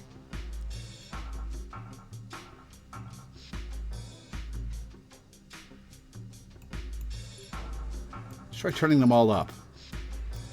Oh, but this means that I can loop through the memories as many times as I want, trying to get it correct. Is what I was being told. Alright.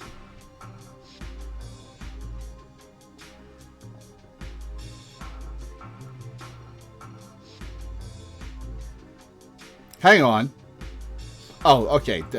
Yeah, okay. The one that's missing from the wheel is highlighted in the center. Duh. Alright.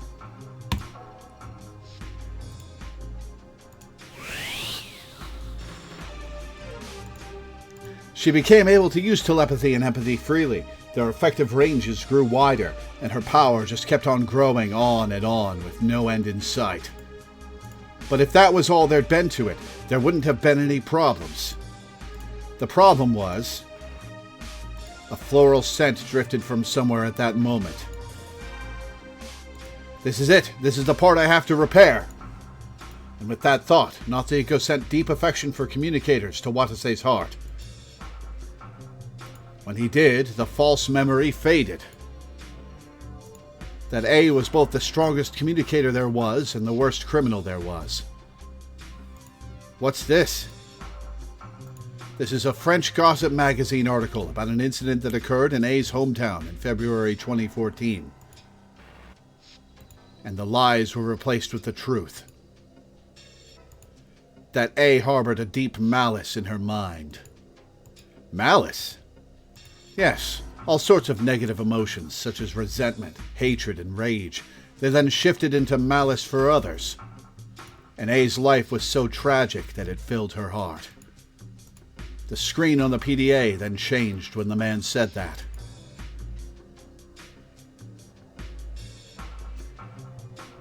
It appeared to be a magazine article written in a foreign language. What's this? This is a French gossip magazine article about an incident that occurred in A's hometown in February 2014.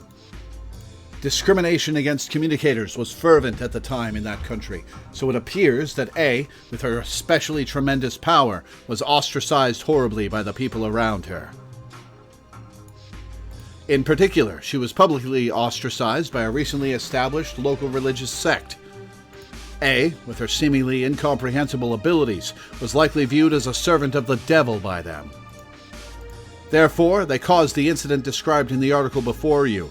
They set fire to A's house. How inhuman.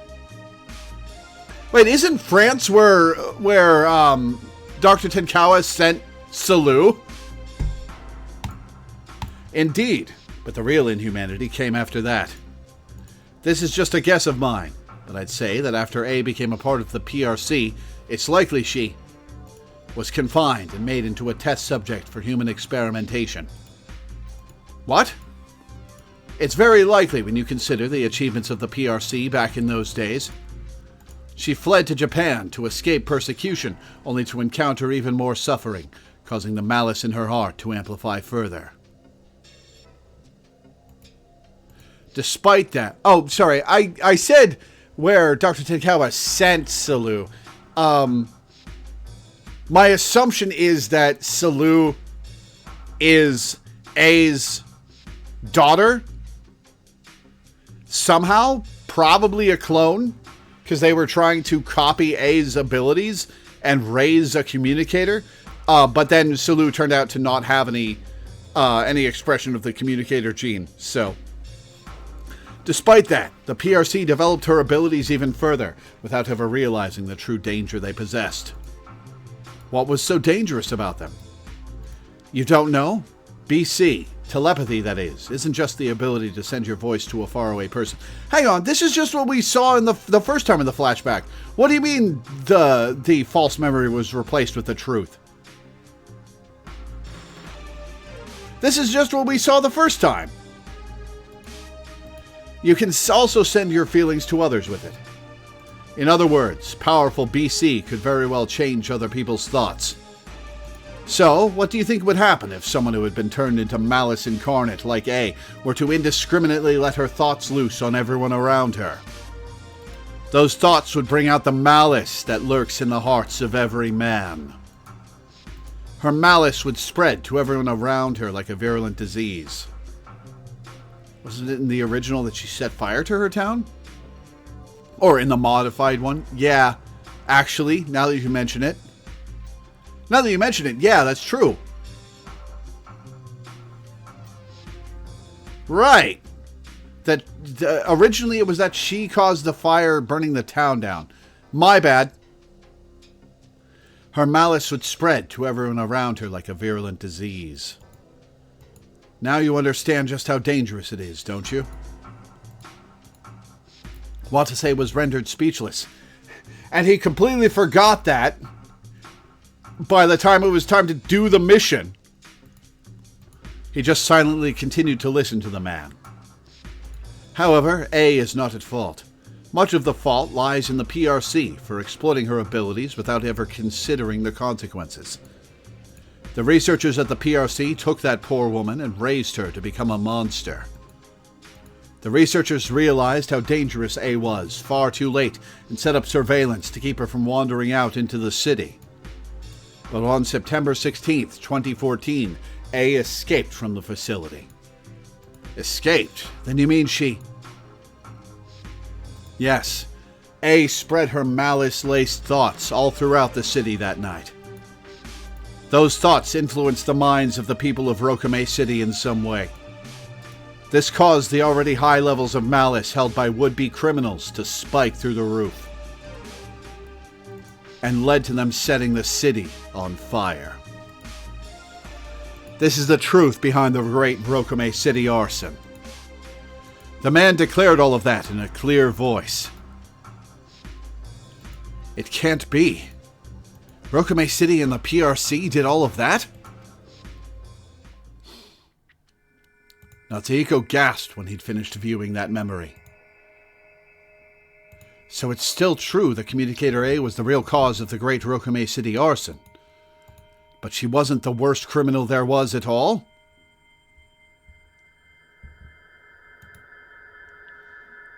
It was the PRC and persecution from others that turned her into malice incarnate? No, it was also the doing of the PRC's governing body, the Rokame City government. Then that meant that Watase's hatred should be directed at the PRC and Rokame City instead of Communicator A. I hope these repairs were enough to lessen Watase's hatred of us a little. Natsuhiko thought that as he left the memory.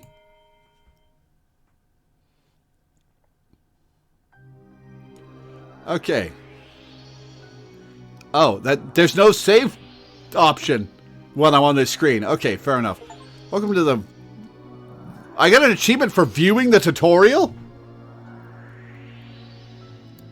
Welcome to the RAM system tutorial. Here you will learn how to operate and proceed with the RAM system. How a communicator inspects a third party's memories via sense of sympathy. Using this system will give you a feel of what it is like to experience BC visualized memories in real time. Really? Because it's just been visual novel stuff so far. It would explain why he was concerned for the test subjects when he got to B3. That's true. Now then, allow us to explain how to operate and proceed with the RAM system, beginning with how to properly read the RAM screen. You will see a list of extracted memories the communicator found during memory. How many times are we going to... Oh! We're going to do this to each of the adults! Okay! Huh! We're going to go collect adults and add them to our party. List of extracted memories the communicator found during memory access. Memory catalog is found during memory access. The creation date and time for each memory is also displayed. Select a memory you wish to inspect from this list. In selecting a memory, a window on the left side of the screen will show details of the memory highlighted by the curse. Creation date and okay. Okay. Okay. Okay. Currently uninspectable memories. Memories labeled question mark are memories that have not been completely linked, but inspecting other memories may provide the necessary stimuli to establish the link, thereby allowing you to inspect them. If you wish to inspect question mark memories, please inspect other memories beforehand. Keep repeating this cycle of selecting and inspecting memories until you can inspect the target memory. Okay, so we have to clear all the others to unlock the question mark memory, is what I'm assuming is going to be done. Some memories may have branches. Once you reach a branch that brings up the Enneagram, you may input senses in the same manner that you previously have. Your senses level will influence the details of the memory, the person's impressions at the time, so please proceed with caution. Okay. In some cases, the numbers on the list, memory creation date and time, will turn red after you have inspected a memory. This means that the memory in question has been locked or frozen. A locked memory's details are set in stone. When a memory with a branch has been locked, you will not be able to input senses the next time you view the memory. The details will be exactly the same as the last time you saw it as a result of the branch. Thus concludes the RAM system tutorial. Okay.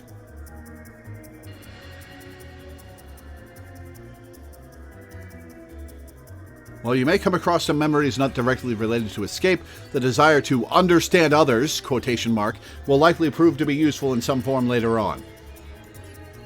You're expecting your feelings to have a good effect on this world. I guess we'll find out. Okay.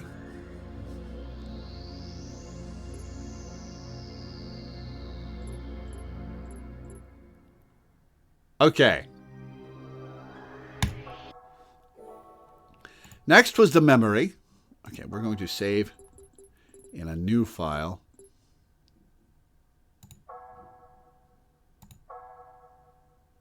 Next was the memory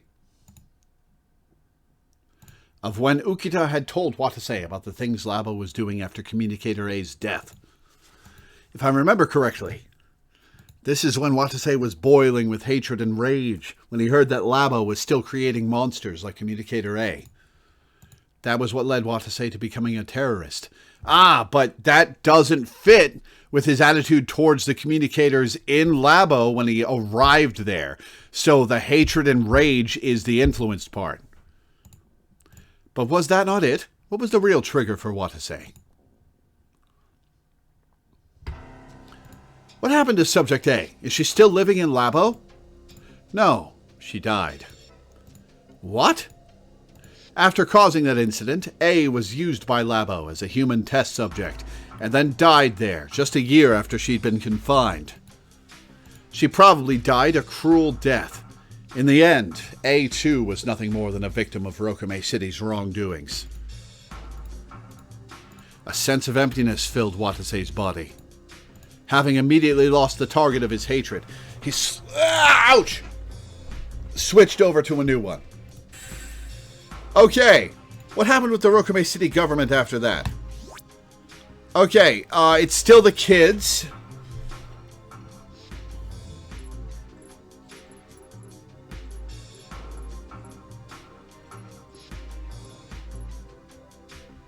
I'm going to leave them high. What happened with the Rokame City government after that? What happened with Labo after they lost their valuable test subject due to A's death? They abducted new test subjects and used them to continue their BC research. Out of all the communicators who live in Rokame City, those who possess particularly superb abilities are confined in Labo and made into test subjects. A floral scent drifted from somewhere at that moment. This is it. This is the part I have to repair. And with that thought, Natsuhiko sent deep affection for communicators to Watase's heart. Okay, so I'm guessing the whole of Watase's RAM system is going to be keep the kids high. And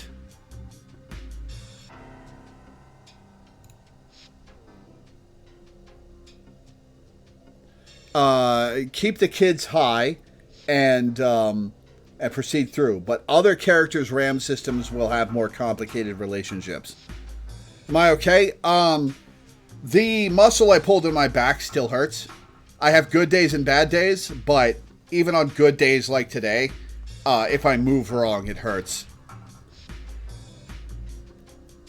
And with that thought, Natsuhiko sent deep affection for communicators to Watase's heart. When he did, the false memory faded. And so, more monsters like A have been growing in number, one by one. Why would they ever do something like that? One of their goals is, naturally, to study BC. And the other one is to create a kind of biological weapon. And the lies were replaced with the truth. However, to continue their research, they are victimizing children. Watase felt sympathy well up in his heart when he heard that. Even if they're communicators, victimizing kids is just... It was absolutely unforgivable. But no one's realized this, so there's no one who can talk about or leak this. The truth will forever continue to be covered up and vanish into the deepest darkness. I see. So the Rokame City government, Wataru's killers, are doing the same thing they did 15 years ago all over again. Flames of rage burned up within Watase. Rage for the masterminds who were pulling the strings in the background all this time. Once he had finished viewing that memory, Natsuhiko thought for a moment. So Watase's hatred wasn't directed at communicators, but rather the Rokame City government, the ones who caused everything? It appeared that this was Watase's true memory. Natsuhiko felt a bit of relief, then left the memory. Yeah, it's a good day today, but I've had some very bad days in the last couple weeks where I've had to stop streaming early because the pain was just too much.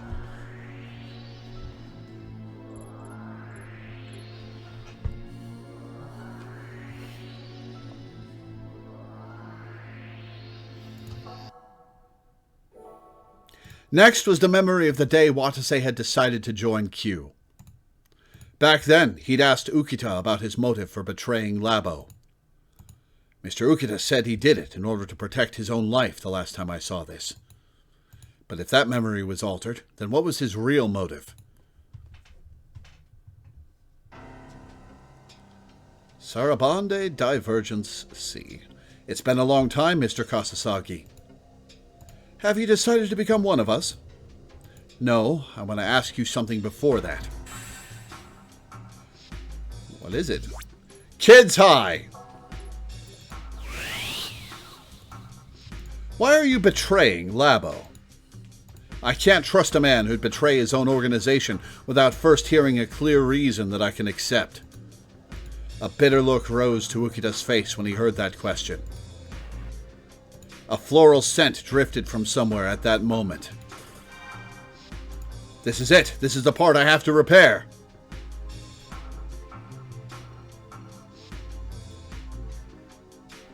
Oh, no. Your mom hurt her hip and the surgeons made it so she has trouble breathing? How'd they even do that? That's awful. This is it. This is the part I have to repair. And with that thought, Natsuhiko sent deep affection for communicators to Watase's heart. When he did, the false memory faded. Because I hate the way Labo does things, that's all. What? But aren't you guys the ones who are abducting communicators and using them for human experimentation? No, that's only done by a small number of employees, known as senior fellows, high-ranked researchers, in other words. And the lies were replaced with the truth. Because I feel sorry for the confined test subjects, that's all. What? But aren't you the guys the ones who are abducting communicators and using them for human experimentation?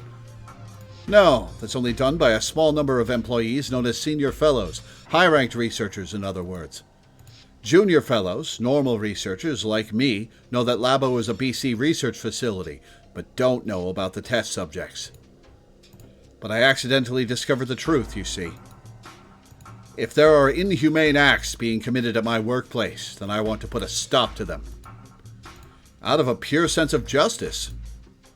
Well, something like that. After all, not a single worker at Labo has tried to prevent the horrible things going on at their own workplace. When no one else will act to correct blatant wrongdoing, it offends your sense of justice, does it not? Okay, hang on! Okay. Obviously, this is just the tutorial one, doing this to Watase, where you have to keep the kids' values high.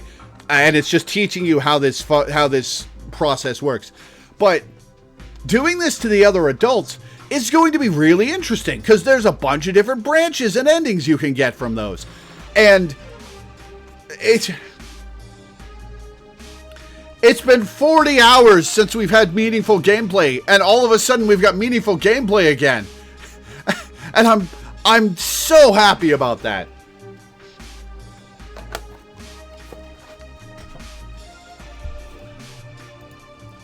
Quite a human reason. Wasn't expecting to hear that from a scientist.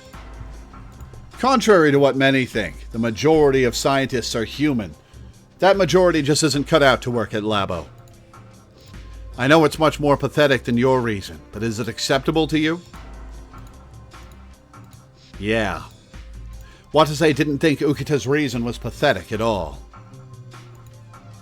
He could easily understand the desire to save those in jeopardy when their human rights were crushed. If Wataru were here, she'd probably feel the same way.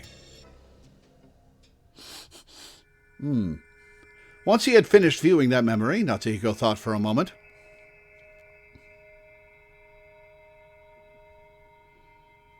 This is part of the reason I was hoping we would get to the end of Chapter 2. It introduces the setup. It does take a while to get to it, though. Yeah, it did. Oh, yeah, it did. Holy shit, this game just goes in circles and never goes anywhere. Natsuhiko thought for a moment. So Mr. Ukita's motive wasn't to protect his own life, but to save Yuri and Subject N? But when he thought about it, it made sense why Ukita's behavior had seemed vaguely soft-hearted. Mr. Ukita wasn't someone who led Watase down a dark path. He was a man of justice who was willing to stand up for what was right, even if it meant putting his own life at risk.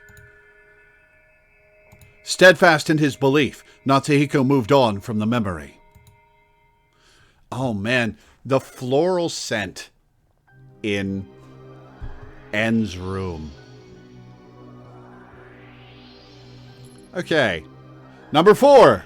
The day they started cooking up the terrorist plot, Ukita tells Watase what Q's objective is for the first time. It was the memory of when Watase and Ukita began plotting their terrorist attack. Back when they'd been discussing Q's goals. Mr. Ukita said that Q's ultimate goal was to abduct the test subjects. But if that too was an altered memory, then what's Q really after? Wow, immediately, huh? Alright.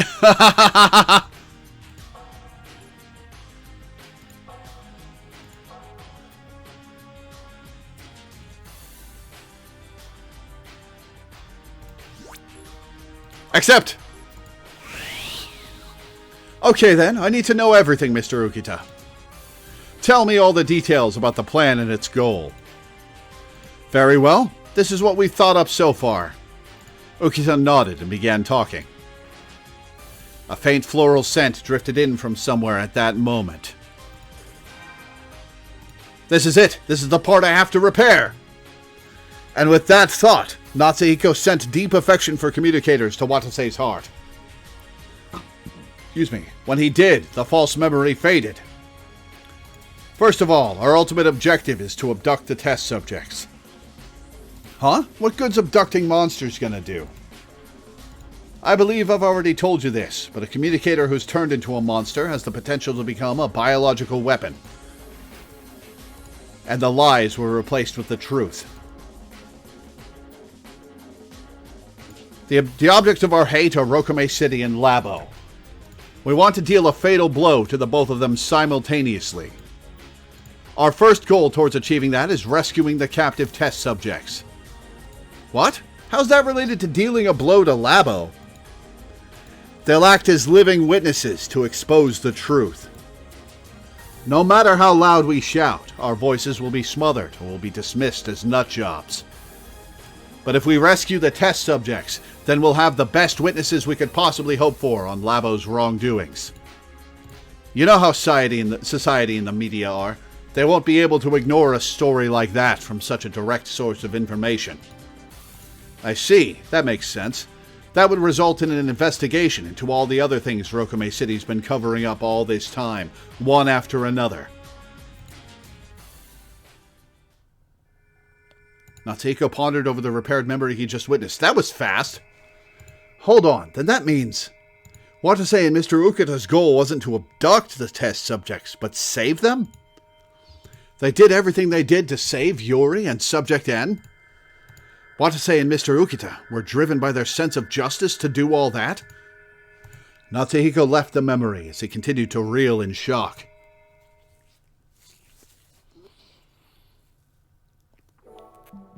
With that, Natsuhiko had finished repairing all the memories. He was quite confused, so he decided to organize his thoughts first. Wait, what about the question mark memory? So let's go through everything I learned through this process.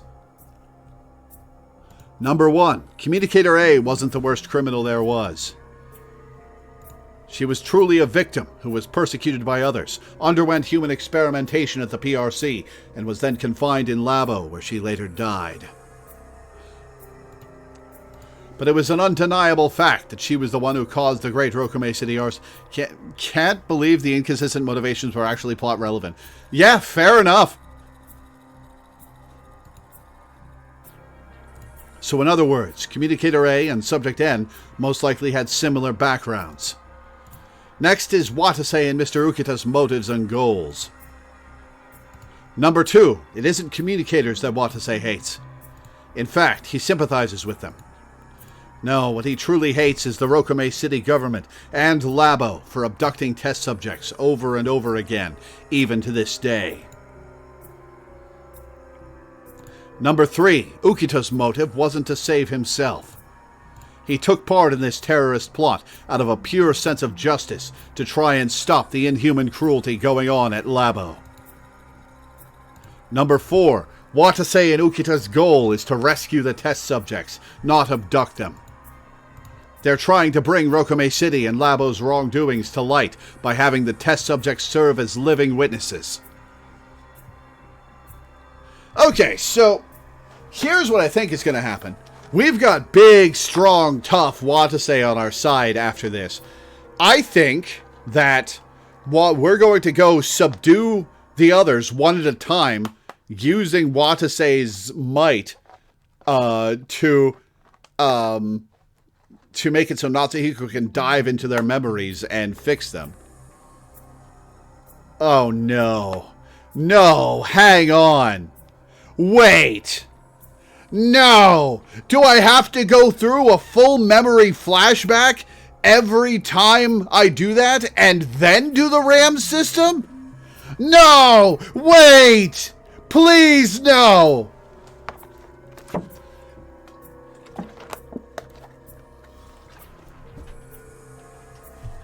They're trying to bring Rokume City and Labo's wrongdoings to light by having the test subjects serve as living witnesses. That's right, so Watase was also driven by a sense of justice. Though, of course, his core motive is to avenge Wataru. Oops. Watase's motive, when it came down to it, was to settle a personal grudge. And there was no denying that he was indeed a terrorist. But even so,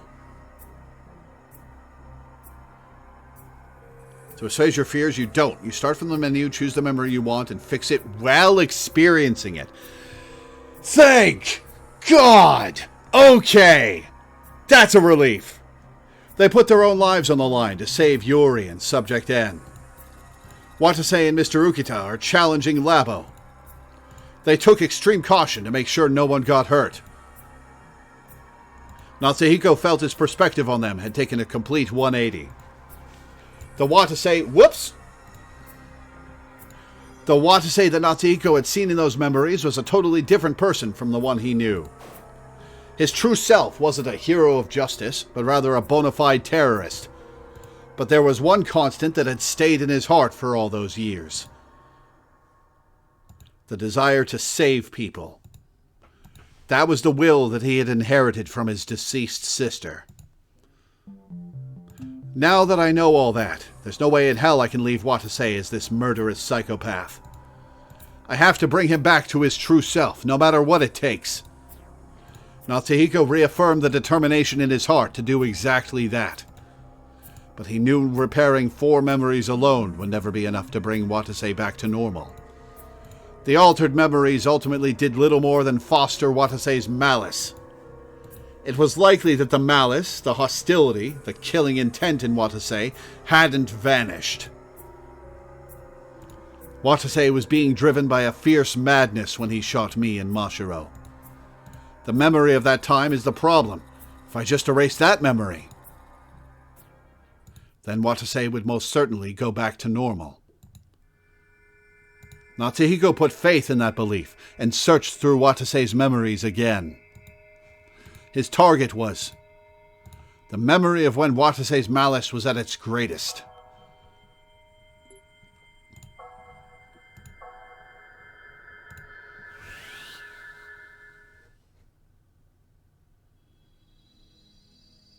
Malice-corrupted memories have been purified! Oh, that's why it was all purple and red. New memory has appeared. September 16th, 2030, 7:50. Scene title, Awake, a voice calls to us. Do-do-do-do. This is a large menu. How many memories are some of them going to have? Oh, man. That'll get complex as far as ending causing goes. Alright, a few hours ago, Watase plans to gun down the inhuman monsters known as communicators. Natsuhiko plunged into that memory, billowing with malice yet again. It had taken place only a few hours ago. Natsuhiko and Watase had been facing off. Watase grabbed the communicator by the nape of his neck and snarled. Look, you communicator, even if you don't know it, I've got a perfectly good reason to hate your kind. You have precious friends, right? Well, there was someone who was more precious to me than anyone else. What are you talking about? Watase felt like he could cry when he heard the communicator ask that with clear bewilderment. The monster who had taken Wataru's life didn't even know who she was. Man, he is off the deep end. You don't know? Nah, of course you don't. What's one more dead kid in a list of 118 casualties? But that kid was my other half, my very mirror image. Weak but motivated, stupid but gentle, the very embodiment of light to me. But that light died, and all that's left is a dark shadow. That's me. That's Watase Kasasagi. Burn that name into your ears. Carve it into your mind. Reflect on that name until the moment you die. Watase's heartbroken screams echoed through the cramped room. It was almost unbearable for Natsuhiko to watch this memory. There was no trace of any alteration to this memory. This was reality. Those were the exact words Watase had said to Natsuhiko. I can't repair this memory. Even if I do, it won't help. Natsuhiko endured the pain in his heart and continued watching. Don't think I'll just give you the repose of death. That's it. Run, run, run, you damn communicator. Just like how we ran in the hospital that night.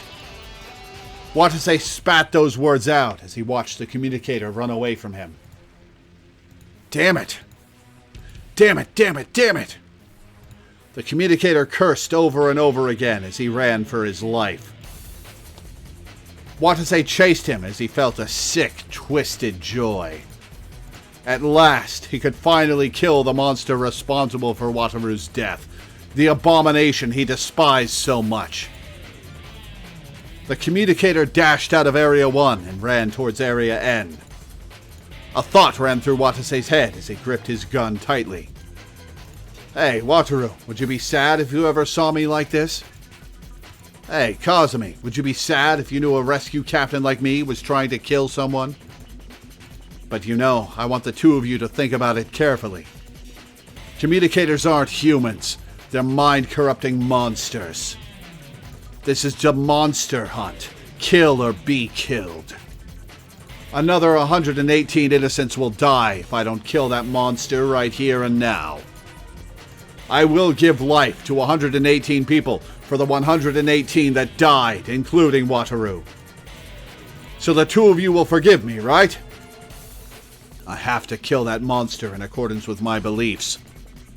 I have to convince myself of this. I have to be strong. Time to kill. I must kill the monster. Kill, kill, kill, kill. Kill, kill, kill, kill, kill. Tremendous malice filled his heart. An incoherent, unstable malice perched precariously on the brink of madness. To think Watase could be driven to this state. Boundless sorrow filled Natsuhiko's heart. This was the first time he had felt such sorrow ever since his and Watase's minds had become one. I swear I'll erase this memory. This memory can't be allowed to exist. This isn't how Watase is supposed to be. If I can just erase it, then Watase should go back to his true self. As soon as Natsuhiko had that thought, Watase chased Natsuhiko all the way into Area N. Oh. Ooh. Kill la Kill is your favorite anime? I've never seen that. Is it actually good? I've kind of avoided it because it's so blatantly fan-servicey. Huh? But Natsuhiko was overcome with surprise when he saw that memory. For there was no one in Area N. Huh? Hold on, what's going on here? Why am I not in Area N? The fact was that he'd fought Watase in Area N at this point, then erased his memories. That's how it was supposed to be. Yet Natsuhiko was nowhere to be found. Watase was standing all alone in Area N, as if he were dumbfounded that the monster he was supposed to be killing wasn't there. But filling the air of that empty void was a floral scent. What's going on? This wasn't how things happened. But just as Natsuhiko shouted that, well, no shit. A voice echoed in his head. Uh-oh. Boss fight? Natsuhiko gasped. When he came to his senses, he realized that something was there that wasn't there a second ago. A girl standing in the middle of the room that had been empty mere moments ago. She was the communicator who'd been confined in Area 0. Subject N. Natsuhiko shuddered. He had a bad feeling that something terrifying was happening. Man, looks like you've got no clue what the hell's going on, huh? Subject N looked at Watase and said that. No, perhaps she was looking at Natsuhiko and talking to him directly. The girl was speaking in a rough tone that didn't suit her at all. Furthermore, the look in her eyes was sharp and somewhat ominous. Wait, what if this is Communicator A in Subject N's body? Hang on. I've raised the suspicion that this is a clone of Yuri, right? What if they put Communicator A's mind into... No, but how about the time gap?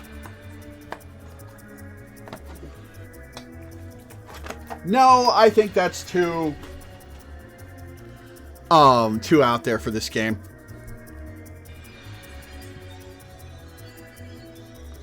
Considering how OP N is, I'm thinking your illusion theory is more and more plausible. Oh, the illusion of her dead body? Yeah. I think that's not even in question at this point. She is alive and well. Furthermore, the look in her eyes was sharp and somewhat ominous. What's going on here? Hey, what the hell did you do? Was there a floral scent at that point? Huh.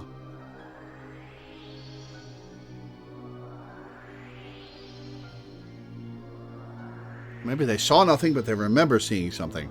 Yeah. Hey, what the hell did you do? This is all that remains of the BC energy that Subject N, used. Oh, I know you don't know, because you didn't watch at that point, but, yeah, I don't know either. I can't remember. It was 50 hours ago. What? When I used Sense of Sympathy on Watase, I lobbed a powerful lump of information energy into that skull of his. That lump has continued to stay in the depths of his dumbass brain without vanishing or decaying, despite the fact that it's been cut off from Sense of Sympathy. You could call that collection of energy a spirit, so to speak. It's a boss fight. Oh, I won't save yet. That's me. I've been waiting in the depths of Watase's mind for you to haul your ass over here. A sense of shock and understanding hit Natsuhiko at the same time. Subject N continued to exist on the flip side of Watase's mind as a lump of information energy filled with malice like a split personality. So even if what he were seeing wasn't reality, it wasn't Watase's memory either. Natsuhiko just came to the conclusion like 20 minutes ago that this wasn't what was happening. So the game's going back on that idea.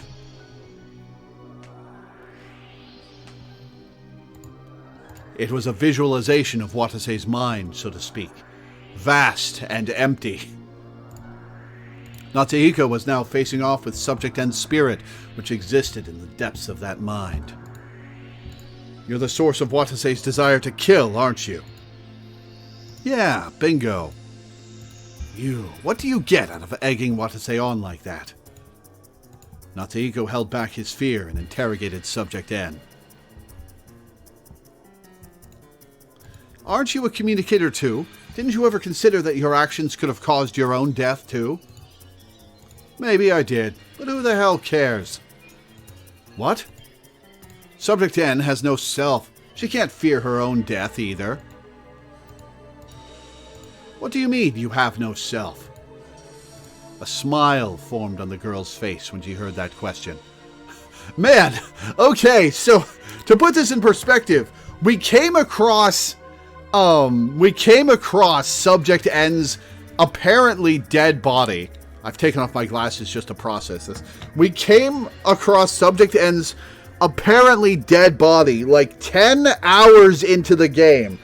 And then she was mentioned like once or twice further in Route A.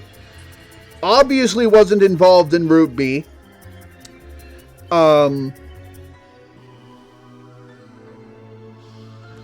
Came across her body in Route C. And now, 50 hours after her introduction, 60 hours after her introduction, she's finally been revealed as the main villain, or, well, primary antagonist of the story. That is a lot of time spent on other stuff. See her silhouette behind Kazumi at the end of C? Oh, do we? Huh. She's a psychic ghost boss, yeah. A smile formed on the girl's face when she heard that question. I was forced to participate in a certain experiment over the course of the many years I lived in this facility.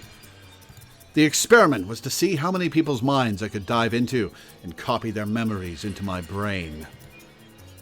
You know how many people that turned out to be? 351. That many sets of memories overlapped with my own mind. No wonder you talk like an adult.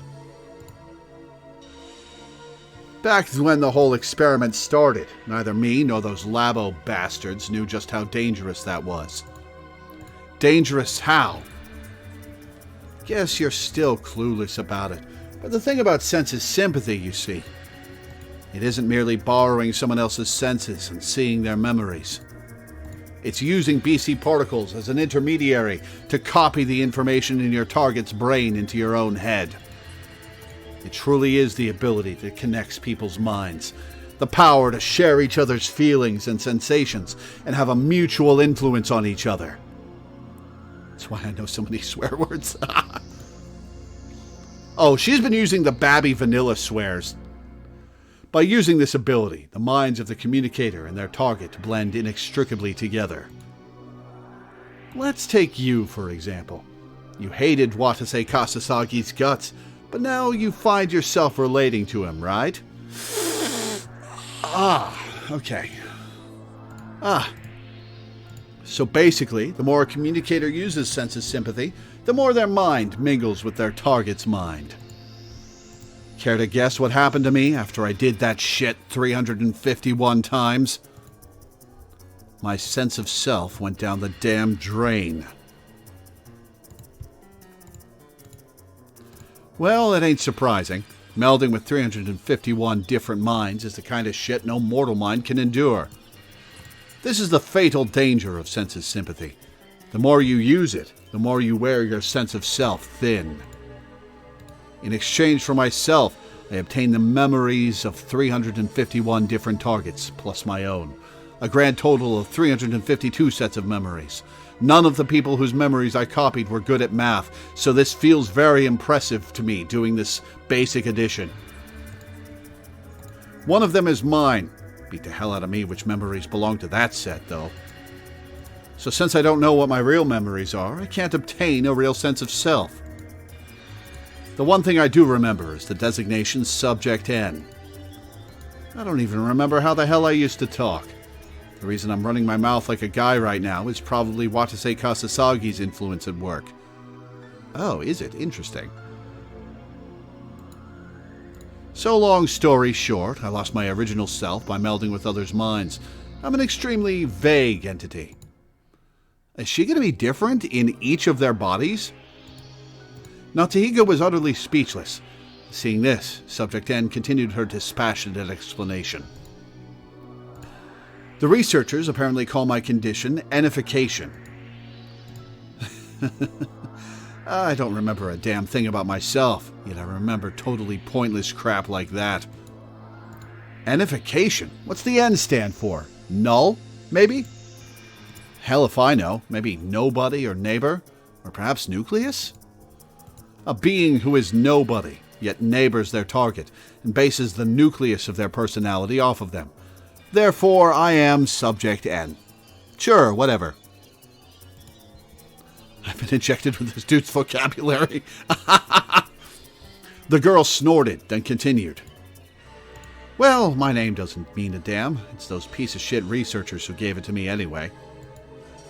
I've been enified for so damn long that I don't even remember when it happened. All I really remember is that I was hanging from the ceiling of that room in Area Zero like a bagworm moth. My head was empty that whole time, and I always dreamed. I barely thought about anything. And yet I just wanted to connect to others' minds like it was some kind of instinct, a lone desire that motivates me. I know fully well what you are. But why did you become Malice incarnate? If it weren't for that, then a little more, and you too could. Subject N gave a wry smile to Natsuhiko's question. That's just another result of senses sympathy. It's addictive, though its form and volume may vary. Everyone holds some kind of malice in their minds, no exceptions. You'd be surprised at just how many people out there hate and discriminate against communicators.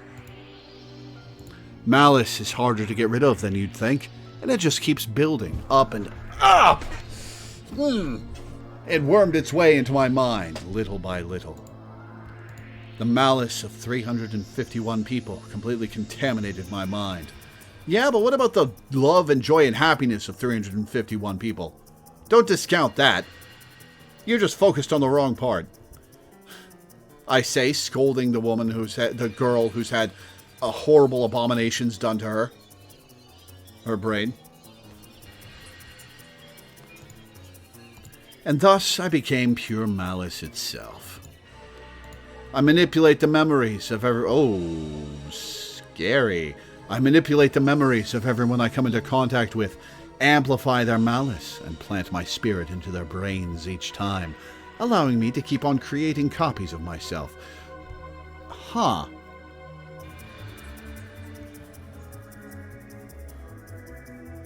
Okay, so, hang on.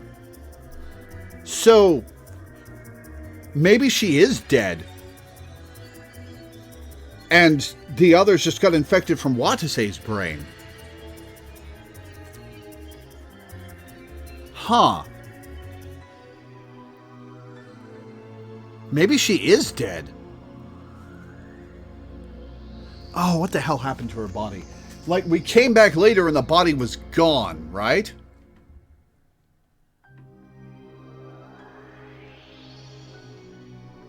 Right? Yes. We came back in Route D, and the body was gone. So somebody took the body, or it was never there to begin with. Yes.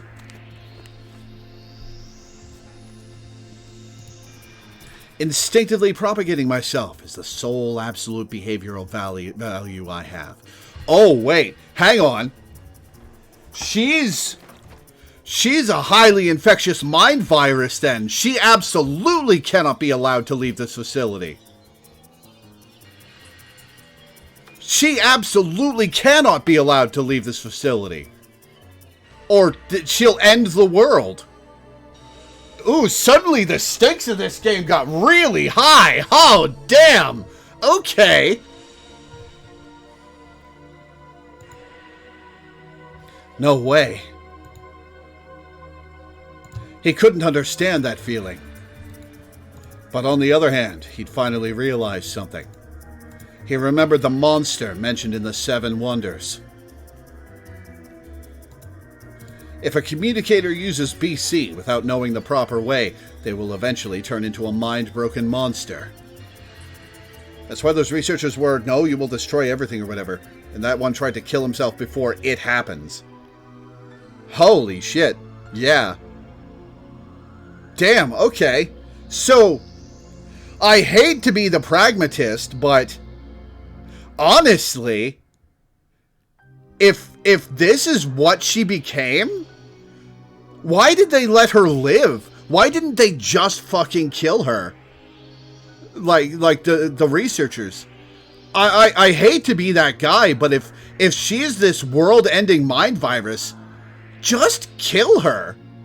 It's tragic, but there's nothing else you can do, really.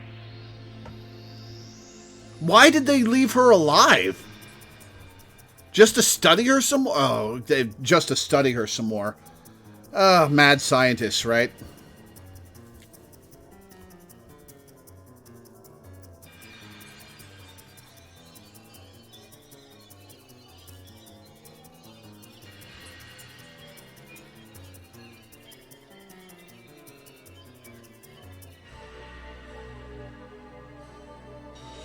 Like, it is absolutely a tragedy what happened to this girl. Everyone in Labo who is involved with these experiments should be held to account and put in jail for a very long time. But at the point she got to where this is what she became, they should have killed her. Like, seriously.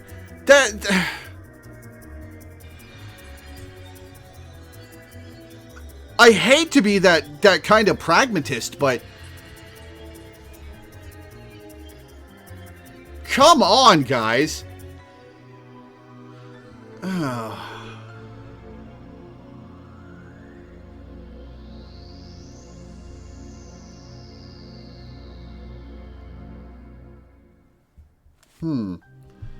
Oh my god.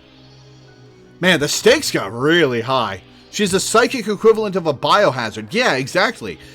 If any of these people leave the facility without getting her wiped out of their skull, everyone on Earth dies. Like, the world ends. If any of these adults get out of this facility and she's still riding along, the world ends.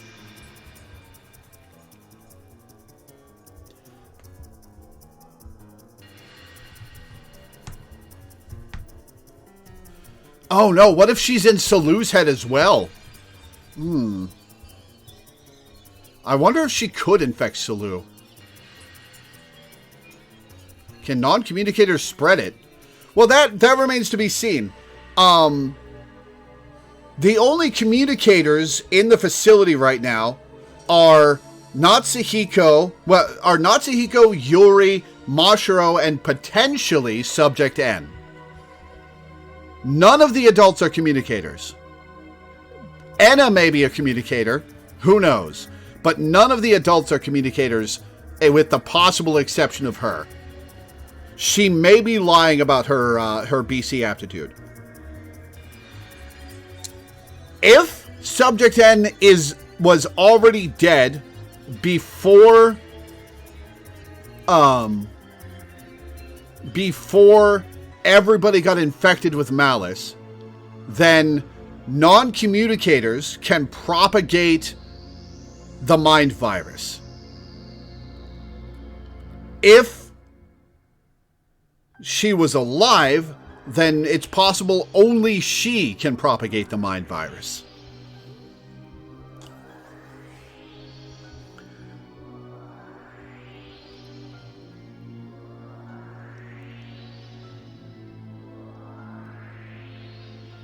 One of them mentioned something about a noble purpose, so maybe they were trying to research how to prevent her from happening again, or to solve it or something, so there's a slight chance of a positive reason to keep her alive.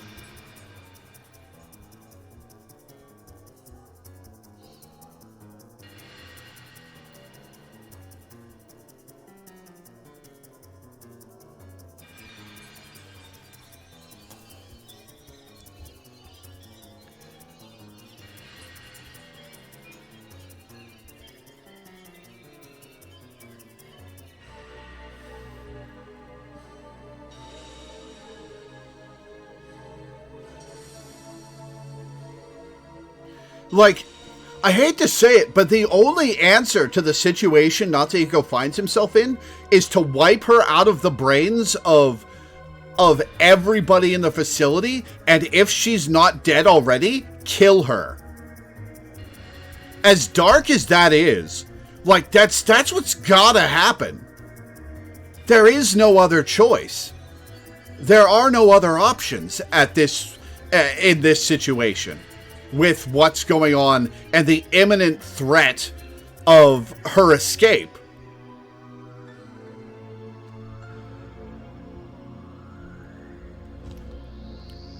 Like, if she's not dead already, she has to die.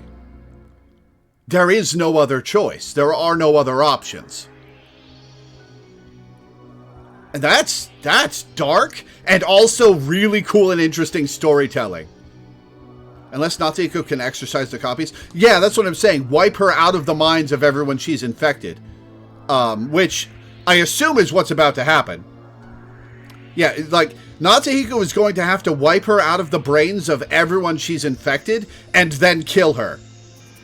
If she's not dead already. It's possible Watase kills her. I don't think Yuri or Mashiro will kill her. It's possible Enna kills her. I doubt Ukito will kill her. Definitely not Jun or Kazumi. So I think the only possibilities of who might kill Subject N are Natsuhiko, Watase, and Enna. If she's not dead already.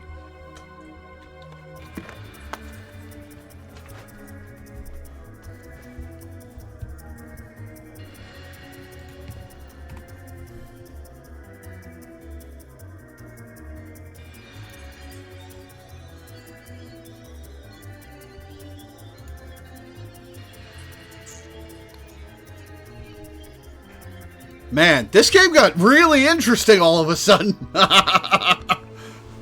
Oh boy, okay. This game got really cool all of a sudden. If a communicator uses BC without knowing the proper way, they will eventually turn into a mind-broken monster. The monster will even break the minds of those around them with malice-filled BC. Those rumors matched up perfectly with what Subject N was saying.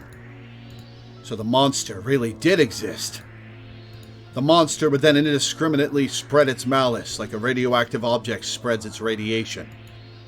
As a result, it didn't matter if she died or not. To Subject N, physical death apparently meant nothing.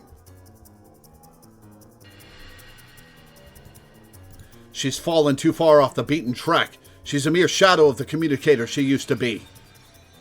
Though she's lost her body, she can still cling to people's minds and keeps on hating others. That's just... Natsuhiko stared at the girl before him. He wanted to defeat this monster right away. I'll put a stop to you. I'm going to erase all your malice. He could do it. He had the means. All he had to do was completely erase the memory he was currently watching without leaving a single speck of it behind. Erasing the memory will damage Watase's brain, but I really don't have a choice this time. Subject N looked at Natsuhiko and smirked. Thanks for the consideration, but... Kid, haven't you noticed it yet? Looking into someone else's mind means letting them look into your own. What do you mean? I told you that using sense of sympathy causes your mind to meld with your targets, right? And you've been watching Watase's malice-filled memories this whole time. In other words, I'm already infecting you, too. Uh-oh. What was it you thought about me earlier? Oh yes, you called me a monster, didn't you? Even though we're both communicators. No, you're a monster! I thought communicators were your allies and Q was your enemy. Now that's odd. Where the hell did this 180 come from? Well, he's gotten new information. That's how learning and making decisions works. Just fooling with you, kid. You haven't pulled a 180 at all, right? You were going to erase Watase's memories without the slightest hesitation just a little while ago, yeah? Even though you know that he could die from any further brain damage you give him. No, Now you see, you're already one of us. You just screw around with Watase's head however you like, as if it's your own little plaything. You use inhuman abilities to your heart's content to stomp on others. You know what they call a being like that? A monster, that's what. Yeah, no, it's not a 180 to learn that someone did monstrous things and conclude they're a monster. Like, if anything, Natsuhiko's threat assessment here is underselling her. Like, she is possibly the most dangerous entity on the planet right now. If she gets out, everything ends.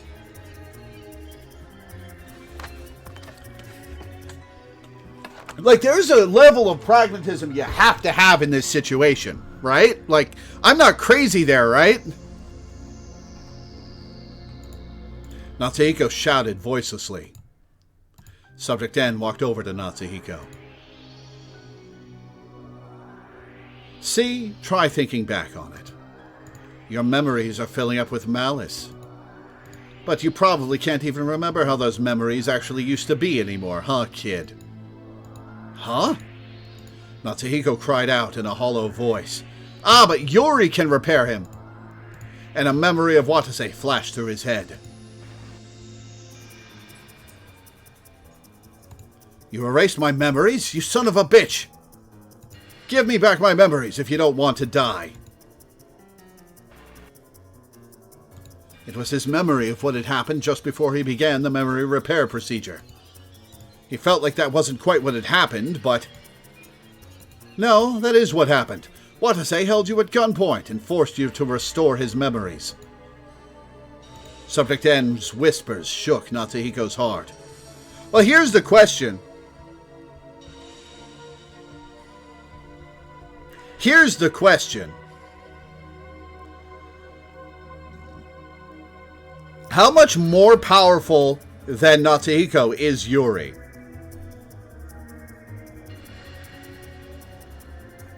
Subject N's whispers shook Natsuhiko's heart. That's right, I was forced by Watase to restore his memories, or else. In that case, why don't I just get the jump on Watase? I'd be better off just completely destroying his memories again. Twisted intentions welled up in Natsuhiko's mind. His fear and hatred of Watase filled his heart. That's right, that'd be for the best. Besides, the bastard's a terrorist, But at that moment... Hikarin, don't do it! Yuri's voice echoed in his brain. Yuri, why can I hear your voice? So... Like Green Lantern destroying Black Lantern rings, two communicators working together can excise this cancer from somebody's brain. without losing themselves. Yuri, why can't I hear your voice? Where are you? I've been with you from the very beginning. I dove into your mind at the same time you dove into Captain Kasasagi's. Remember what I told you. Just remember me when it looks like you'll lose to the malice. I'll restore your memories to normal now. And with those words, the true memory of that time came rushing through Natsuhiko's brain, and we saw it again!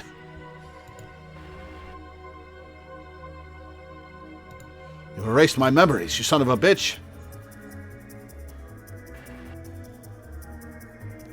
Your greatest fear is the chance that I'll attack you guys again once I get my memories back, right? If I try to attack you as soon as I get my memories back, then shoot me down.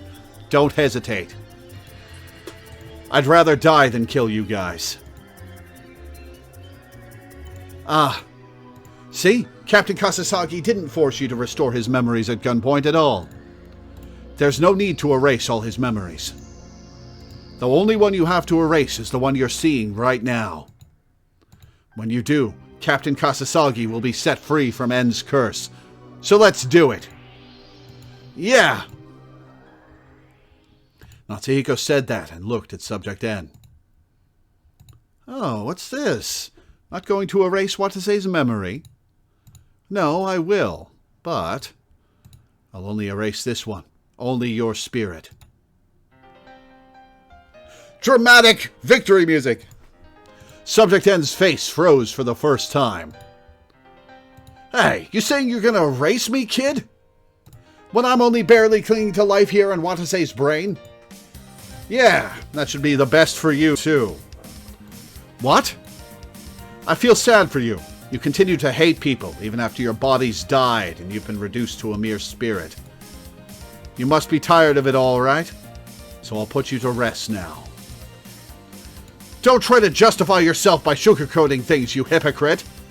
Oh, she's scared. When it comes down to it, you're just trying to get rid of me for your own good, aren't you? Natsuhiko hesitated for an instant. His guilt and sympathy for Subject N came rising up. However, Hikarin, I'll bear the burden of this sin with you as well. I feel bad for N too, but in the end, we have to do this for Captain Kasasagi. Natsuhiko felt a warm sensation on his hand accompany that voice. He could tell Yuri was holding his hand. Natsuhiko stared at Subject N and spoke. I'll remember you. You think that makes me happy? No, please tell me. Anything you remember about yourself. Anything at all. Like, for example, oh, I know. What's your real name? The girl responded in a depressed voice. I don't have one. I was born in this facility and lived here until today. What the hell's a lab rat gonna do with a name? Natsuhiko then remembered something he'd seen. It was a sentence from the data Enna had extracted from Labo's computers about the specifications of a Case N. Subject was born in Labo. Perhaps that line referred to this girl. This dim underground facility is my entire world. The little I remember is just memories of Labo too.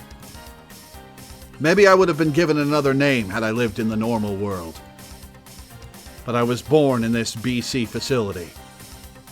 I bore the role of test subject. You. Are you going to give her a name before she dies? Her words and expression wrenched at Natsuhiko's heart. Ooh, what if he gives her the name Wataru? He had at least wanted to call her by her name at the very end, but he couldn't even do that. I'm sorry, Subject N. Don't apologize, you monster. And as Natsuhiko felt the pain in the girl's heart through her voice, he erased that memory.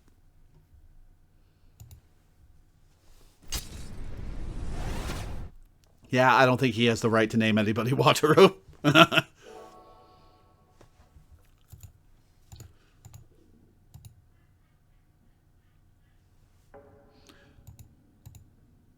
Natsuhiko returned to reality once more. What he first saw was Watase. He had collapsed onto the floor, face down. Captain Kasasagi? Watase seemed to have fainted after Natsuhiko had erased his memory. When Natsuhiko tried to shake him awake... Next time you see a choice, make a special save. I'm going to make a special save now!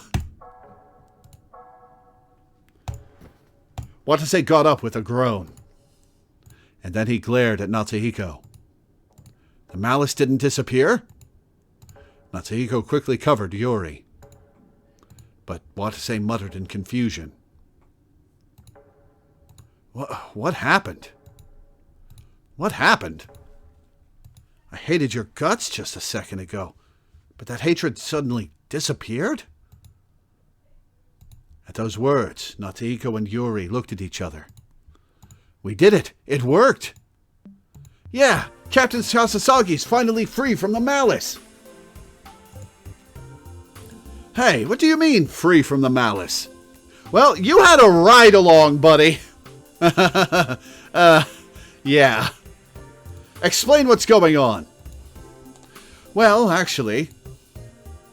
Natsuhiko explained the circumstances to the dumbfounded Watase. What they had learned from his memories, what had happened inside his brain. How Subject N had manipulated his memories and infected him with malice. After Watase had heard it all, he took a deep breath and spoke. So that's what happened, huh? So, how are you feeling, Captain Kasasagi? Like shit, I'll bet. Like I just woke up from a long nightmare. But in any case, my memories mostly returned to normal, and the hatred ruling my mind's gone, too. Watase's tone of voice was calm and composed. The madness had faded from his eyes. Thank goodness! Yuri sighed in relief, and Natsuhiko felt a weight off his shoulders as well. Everything seemed to be good, considering Watase had returned to his original self, brimming with a sense of justice. Then, can I ask for your cooperation? My cooperation? I want your cooperation to protect Yuri and aid in her escape. I want to set Yuri free. A suspenseful silence spread through the shelter once more. Finally, Watase made up his mind and spoke up. I'm sorry, Natsuhiko. I can't do that. Huh? Captain Kasasagi, why? Even if my malice has disappeared, now that I have my memories back, I'm still part of Q. Natsuhiko twitched at those words. Crap! Now that he thought about it, Watase's goal wasn't just to rescue the test subjects. His end goal was strictly to use the test subjects as living witnesses against Labo's crimes against humanity. But if that were the case, then that meant that even if Yuri escaped, it didn't necessarily mean she was free, naturally. It was most likely that Q would take custody of her and have her cooperate with their activities. As Natsuhiko realized that possibility, Watase continued. I have a mission I must carry out no matter what. Kidnapping Yuri? Yeah. No, you can't mean that. You're really a gentle person on the inside, so why must you persist in such a thing? Exactly. I don't care how you sugarcoat it by calling it a mission. That doesn't change how it's terrorism. I understand that. No, you don't understand at all. While your memories were gone, you desperately tried to save everyone, didn't you? That was who you are by nature. I'm sure that was the true you, the one who succeeded Wataru's dying wish to become a rescue worker. Don't say that name like you knew her. You think you understand me? Of course I do. Our minds were once one, after all. Watase's eyes widened at those words.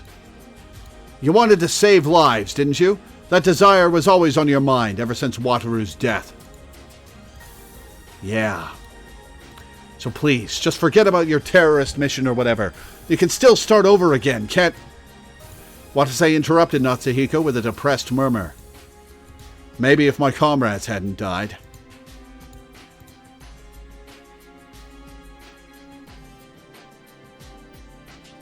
Two of my comrades died for this mission.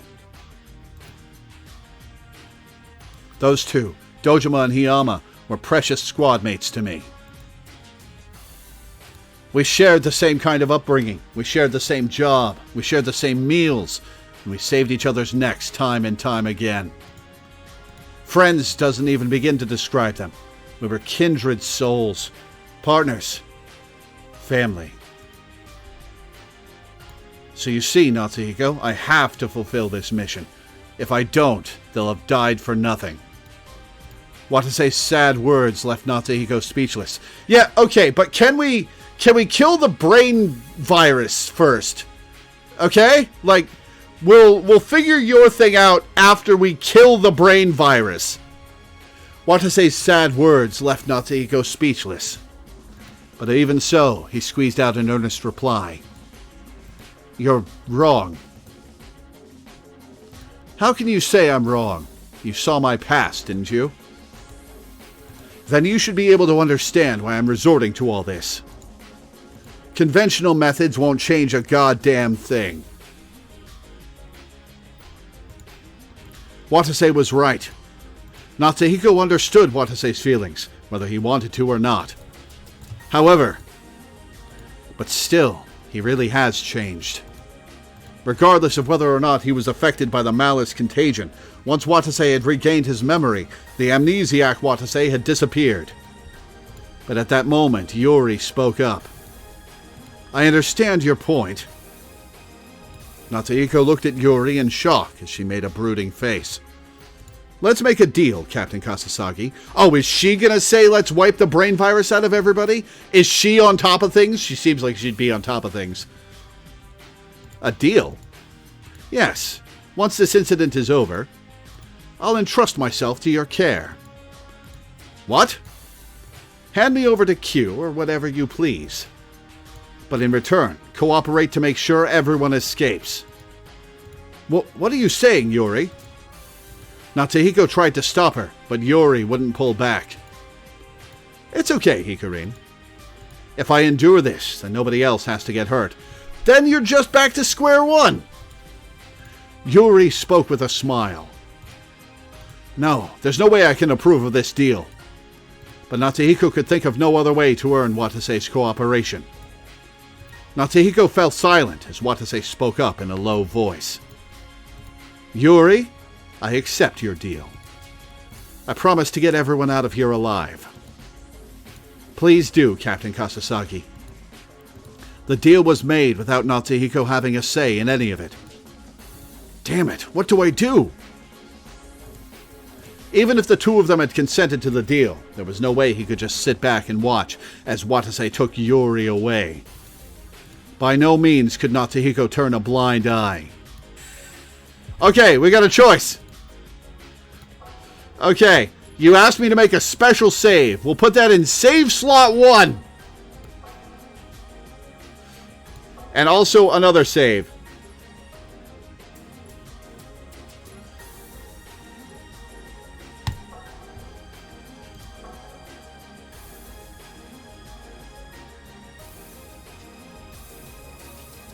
Okay. All right.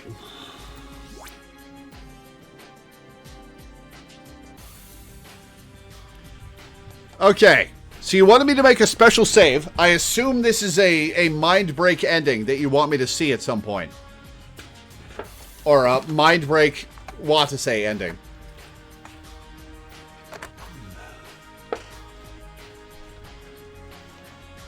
Ow! Okay. So do you want me to get the alternate ending now?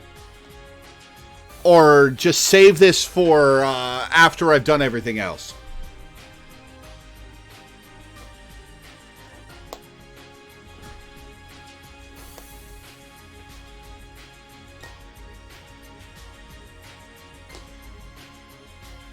No alternate end, just this will affect things. Oh, like permanently?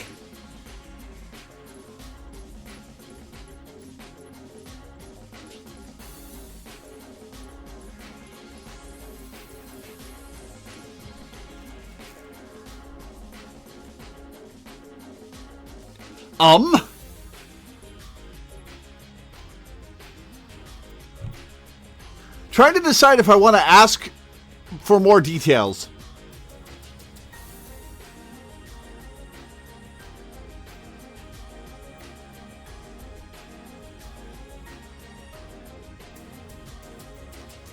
Sure, more details without too much spoilers. Because if this is a choice that affects the rest of the playthrough, but isn't like a short side branch, I should probably have more information than this will affect things. Because, oh my god, this mechanic is so vague.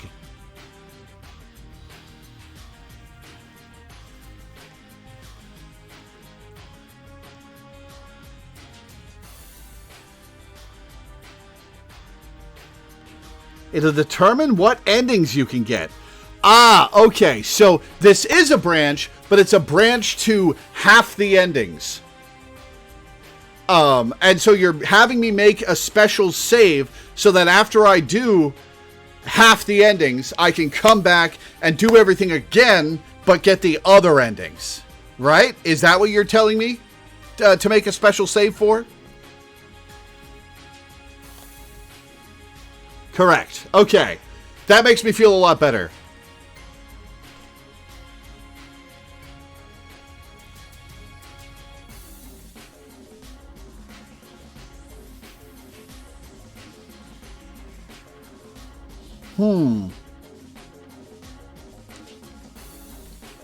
Do I want to go with Watase's plan or Natsuhiko's plan first?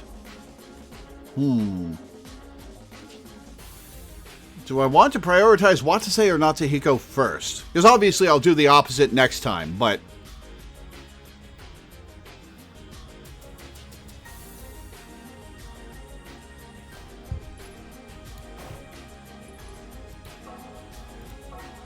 I'm going to make a couple backup saves of this, just in case.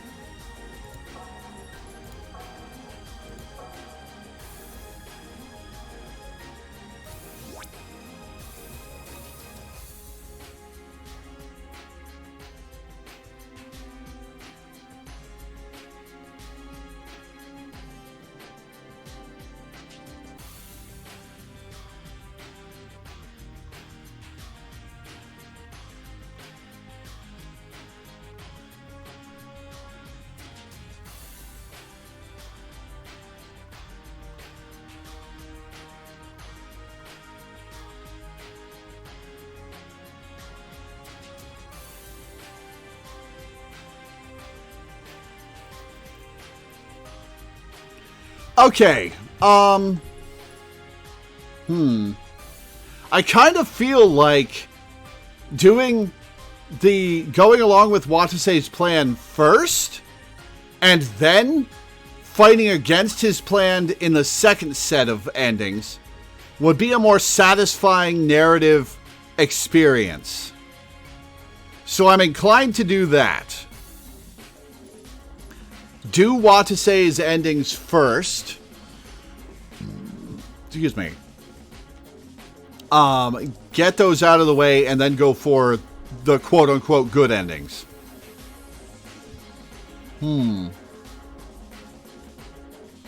That's what I'm leaning towards. Do you have any thoughts you want to add to that, Shy?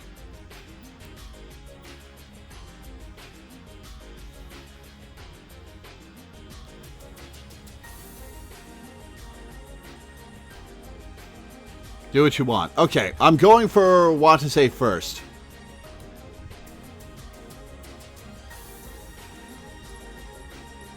It's enough to have one over the other, right? I don't have to jack one of them all the way down.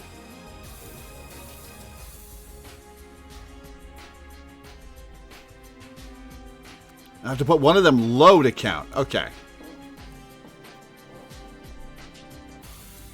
All right.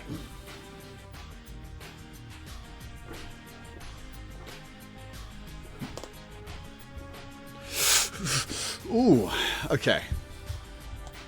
All right, let's do it. I guess I've got no choice. If Watase insists on prioritizing that mission of his, then there was a way to put a stop to him.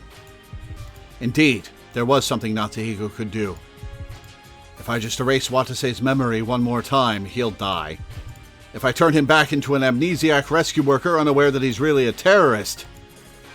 As soon as that idea crossed Natsuhiko's mind, a feeling in the deepest depths of his mind welled up to refuse it.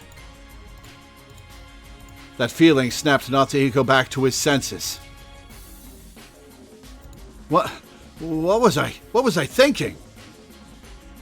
Wait, hang on. No, hang on. In the other, does he just erase Watase's memories and go back to square one? Maybe I should do that first.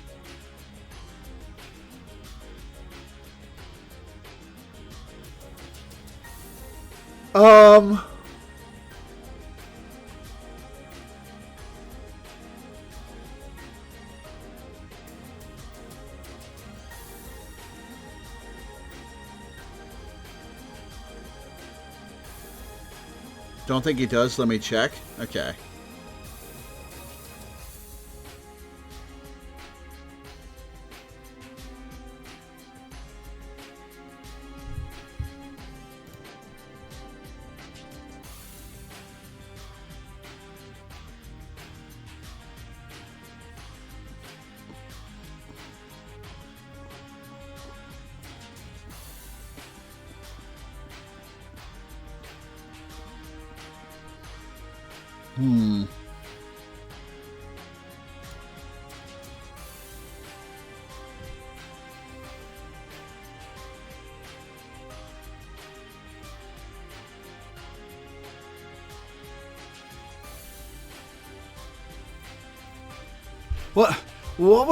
What was I thinking?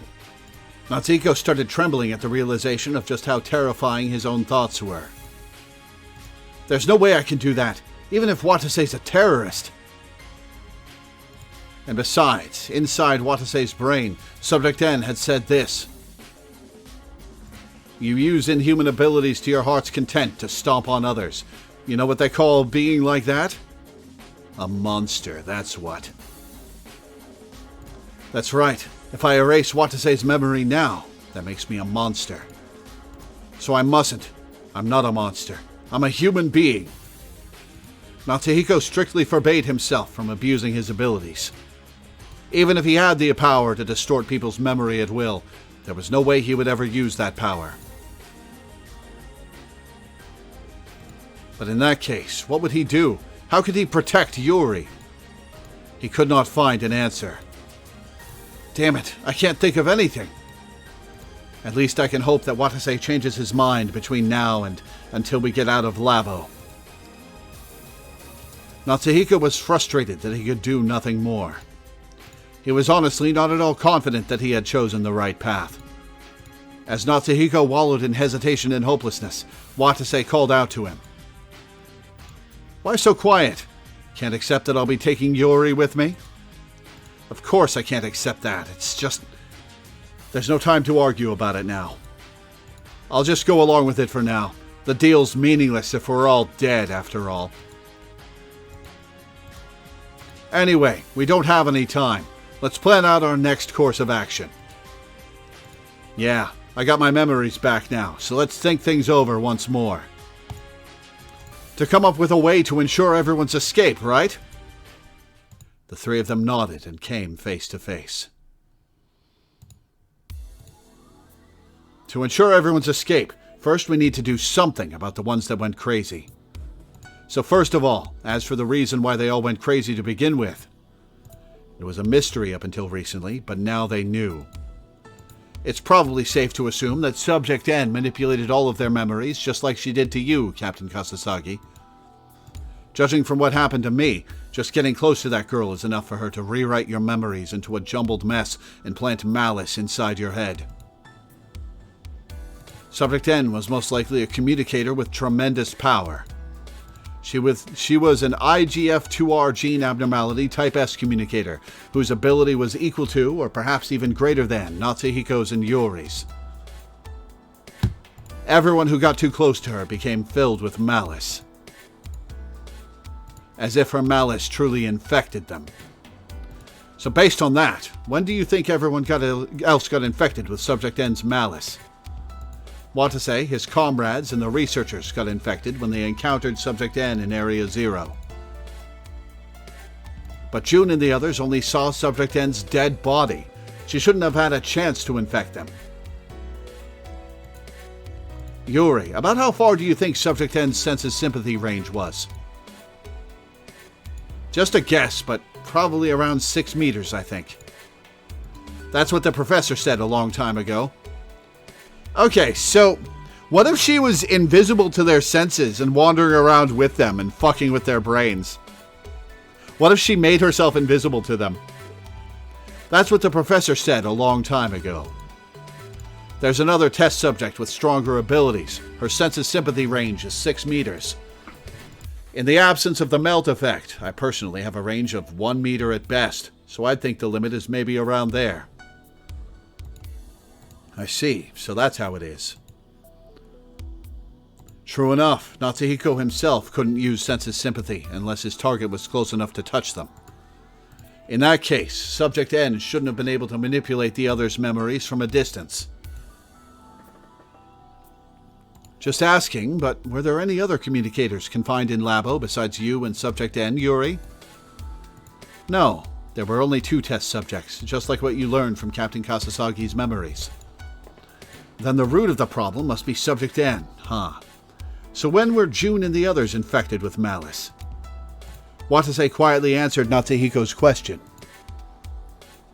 I think I might have a hunch. A hunch? You've seen all of my actions so far, right, Natsuhiko? So you should know.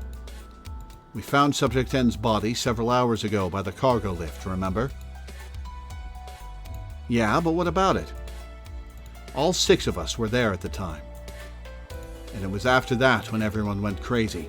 The timing fits. So her corpse? Projected?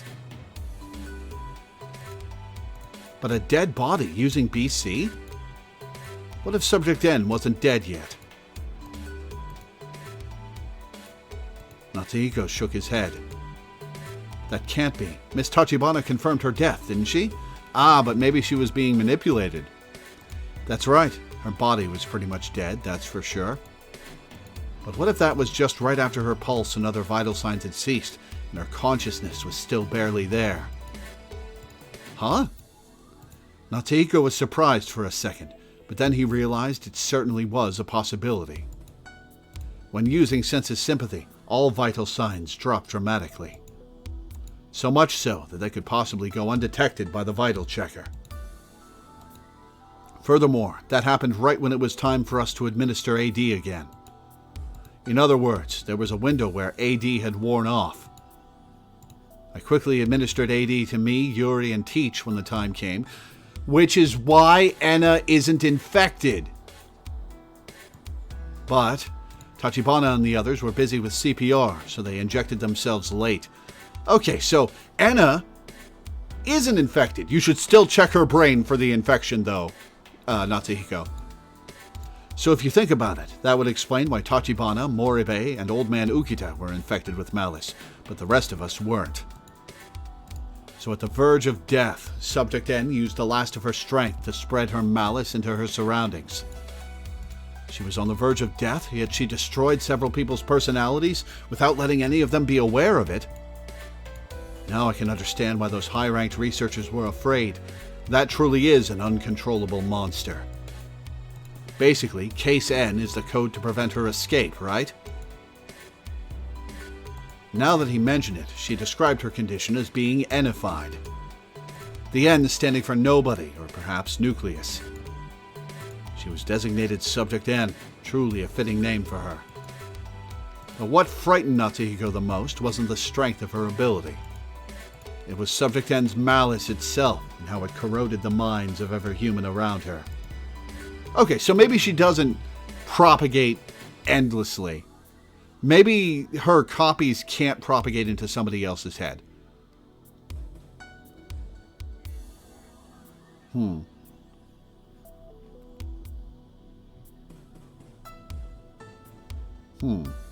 Then could it be that the bulkheads are under lockdown not to prevent my escape, but hers? Seems like it. Yeah, judging by the situation, it does seem very likely. Now that Natsuhiko thought about it, Subject N freely walking around a WX particle-irradiated labo would indeed be the worst-case scenario. Without AD, there would be no way to stop her BC. Yuri, did Mom or anyone else ever mention anything about how dangerous Subject N was? No, I haven't heard a thing. I knew I wasn't the only test subject, but Labo policy prohibits test subjects from meeting each other, all two of us. I always wanted to meet her since we've grown up in the same environment, but I never thought she'd be this dangerous. I see. The reason why you were prohibited contact with Subject N was probably to avoid you getting infected by her malice. Dojima probably got infected by malice and shot Subject N in his madness. That's a little bit of an anticlimax, to be honest. I was hoping she'd still be around and still be dangerous, and we'd have to deal with her. Now that Watase mentioned it, Natsuhiko remembered that tragic scene they saw in Area 3. 2 other people besides your comrades died in that room, right? Those researcher-looking guys. Well, I don't know about them. Maybe some researchers happened to be present when the malice-infected Dojima tried to shoot Subject N, and they tried to stop him. Or maybe the researchers were infected with malice too, and they all tried to kill each other. What about Hiyama? His legs were broken, but he died in a different location. Maybe N got away, so he tried to chase her down and kill her? But along the way, his legs broke and he got burned to death. How would his legs have gotten broken? Which would make Subject N the root of his death as well. Did Subject N harbor so much malice as to cause all those tragedies? If that were the case, then Jun and Ukita could start killing each other too. Everyone was already in a critical situation. Balance was being barely maintained by how the brunt of everyone's anger was directed towards Watase. We need to do something quick. Yeah, there's also the matter of the bomb set in Area 0. We can't get back down there. It's set to go off right after the lockdown lifts. So if we all want to survive, we need to escape as soon as the bulkheads open. Thank God Watase's unpopular. I really regret our actions in that regard. There's no point apologizing about it now. Let's focus on finding out how to evacuate everyone safely now. Well, we have to exorcise them first. Yuri spoke in an oddly strict tone of voice for her. It seemed even she could get angry. Watase answered with a bitter look on his face. Sorry, you're right. I plan to do everything I can to ensure our escape. Before the bomb goes off, let's capture everyone, tie them up, and wait for the bulkheads to open. I'd love to, but that seems a little difficult. Carrying several bound people out of Labo seemed like an impossible task. Furthermore, Ukita, Jun, and Kazumi were all armed. And their party included 2 wounded kids and a girl. The only one with a fighting chance was Watase. But even so, we have to do it. Natsuhiko resolved himself. When he looked at Yuri, she too had a look of determination on her face. Hikarin, I'll join you. I'll need your help. Natsuhiko nodded and addressed Watase. Captain Kasasagi, can you bring us to everyone else? What's your plan? Isn't it obvious? We're going to remove everyone's malice and return them to their original selves. Can you pull it off? That means you'll have to fight that monster that was inside my mind again and again. We don't have a choice. Sure, I'll have to confront her again and again, and my mind may be corroded by the malice. But it's an indispensable step for everyone's escape. I want to save everyone, not just Yuri. Watase furrowed his eyebrows at Natsuhiko's answer. I see. But still, there's no need for you two to come with me. I'll leave the shelter alone and bring everyone here. One by one, please. You'll what? It's suicide to walk around the facility with those wounds of yours, and it's dangerous to take Yuri too. It's best you kids stay here. I see. True enough, nobody else knew about the shelter's existence but Ukita, who will probably have to be the first one. So long as they captured him, they would be safe in there. So basically, you'll take everyone to the shelter, and Yuri and I will remove their malice. We repeat that plan until we've gotten everyone, correct? Exactly. All three of them were necessary for this plan. Natsuhiko, Yuri, and Watase.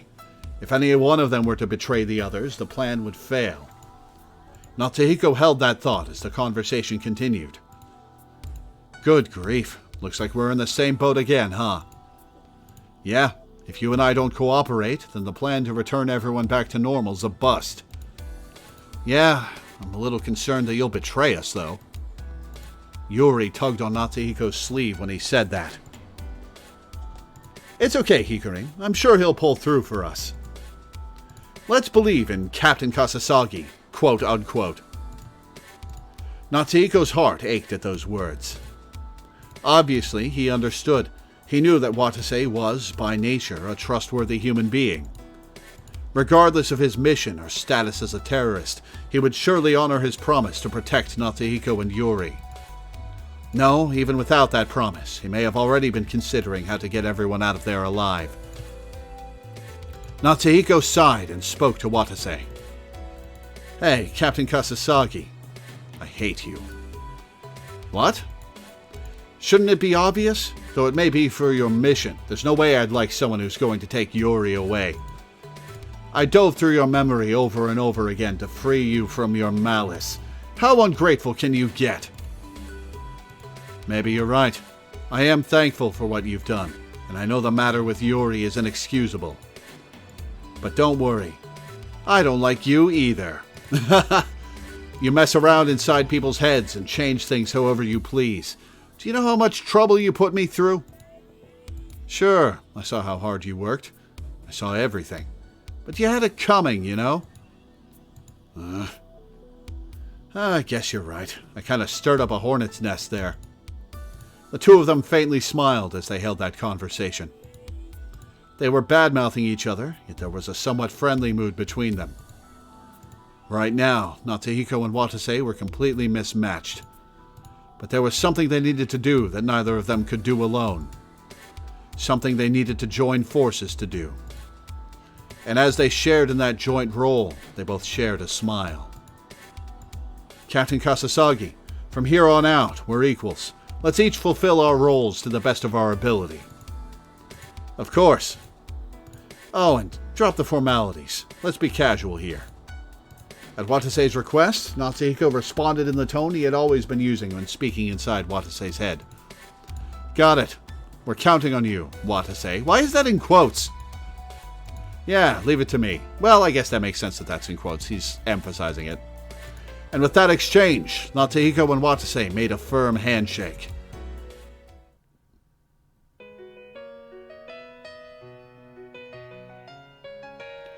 What?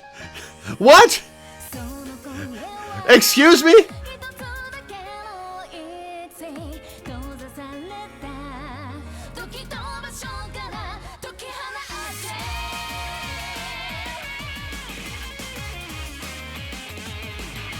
This VN has two OPs. For a moment I thought it was the end of the route and we were about to start route E or something. Why are you showing me a new OP this late in the game?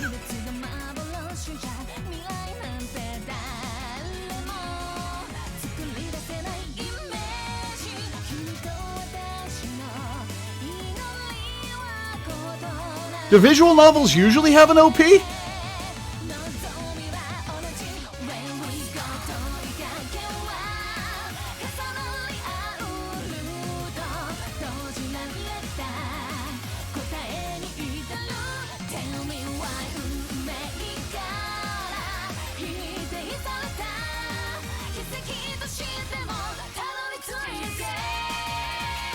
Visual novels usually have at least one. Huh. Only 2 hours left until the gate opens. By which you mean 12 more hours of gameplay. Probably. Double Chapter 3. 4 p.m. chapter. 2 hours until lockdown is lifted. Okay. I think we're going to save here and stop for the day. Because I have a sore throat, and I think this is a really, really good stopping point.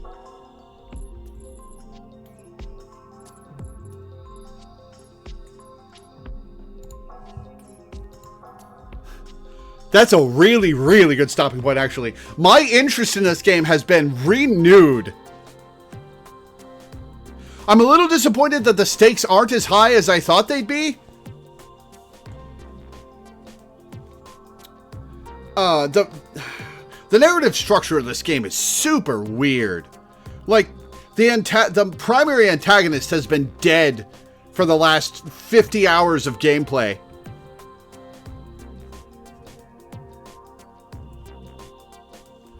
And we're only seeing her brain ghost as we excise her from the other people's minds.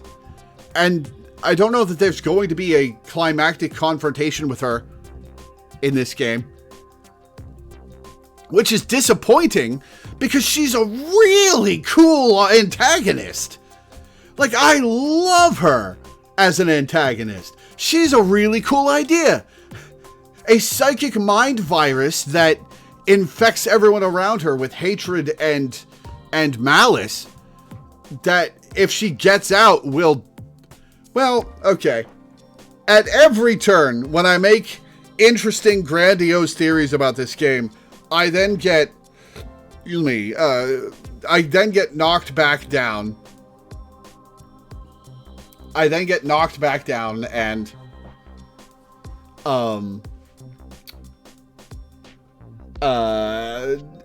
reined in a little. So, like, it seems like she's not a world-ending mind virus. She's just a regular horrible creature.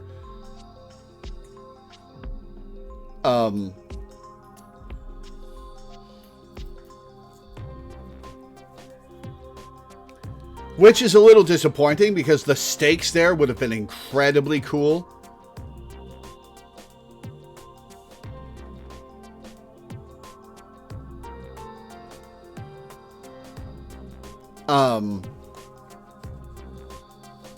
Yeah, that's a shame.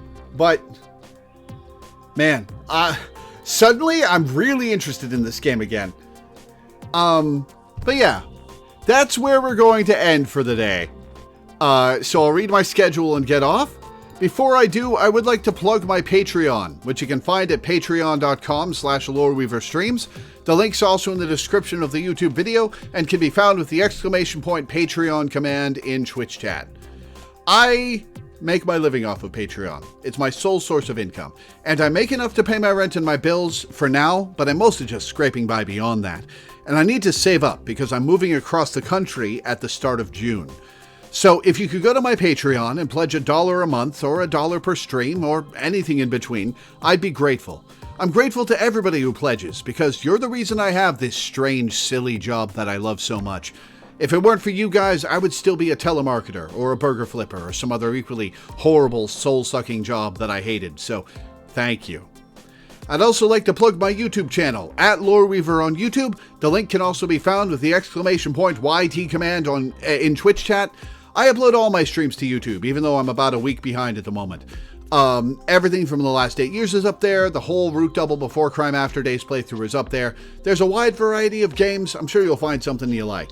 If you're watching this on YouTube, I stream live on Twitch almost every day at 1 p.m. EST at twitch.tv/Loreweaver15. The link's also in the description of the YouTube video. Come hang out and chat while I stream. I love talking to people while I play. We have a good time here. Finally, the schedule. Tomorrow, I will be playing Triangle Strategy for a patron. Today is Tuesday, right? Thursday, I will not be streaming. I'm taking the day off. Friday, I will be continuing UFO 50 for a patron. Saturday will, of course, be our weekly Final Fantasy XIV stream. Sunday, I'll be continuing Star Control 2 for a patron. Monday, I'll be starting a Metal Gear Solid 3 cutscene watch party for a patron instead of playing through the game myself, because I hated the Metal Gear Solid games so much. And next Tuesday, I'll be continuing Root Double Before Crime After Days. So, that'll be it for today. Thank you guys for tuning in. Thanks for hanging out. Thanks for watching, and I will see you next time.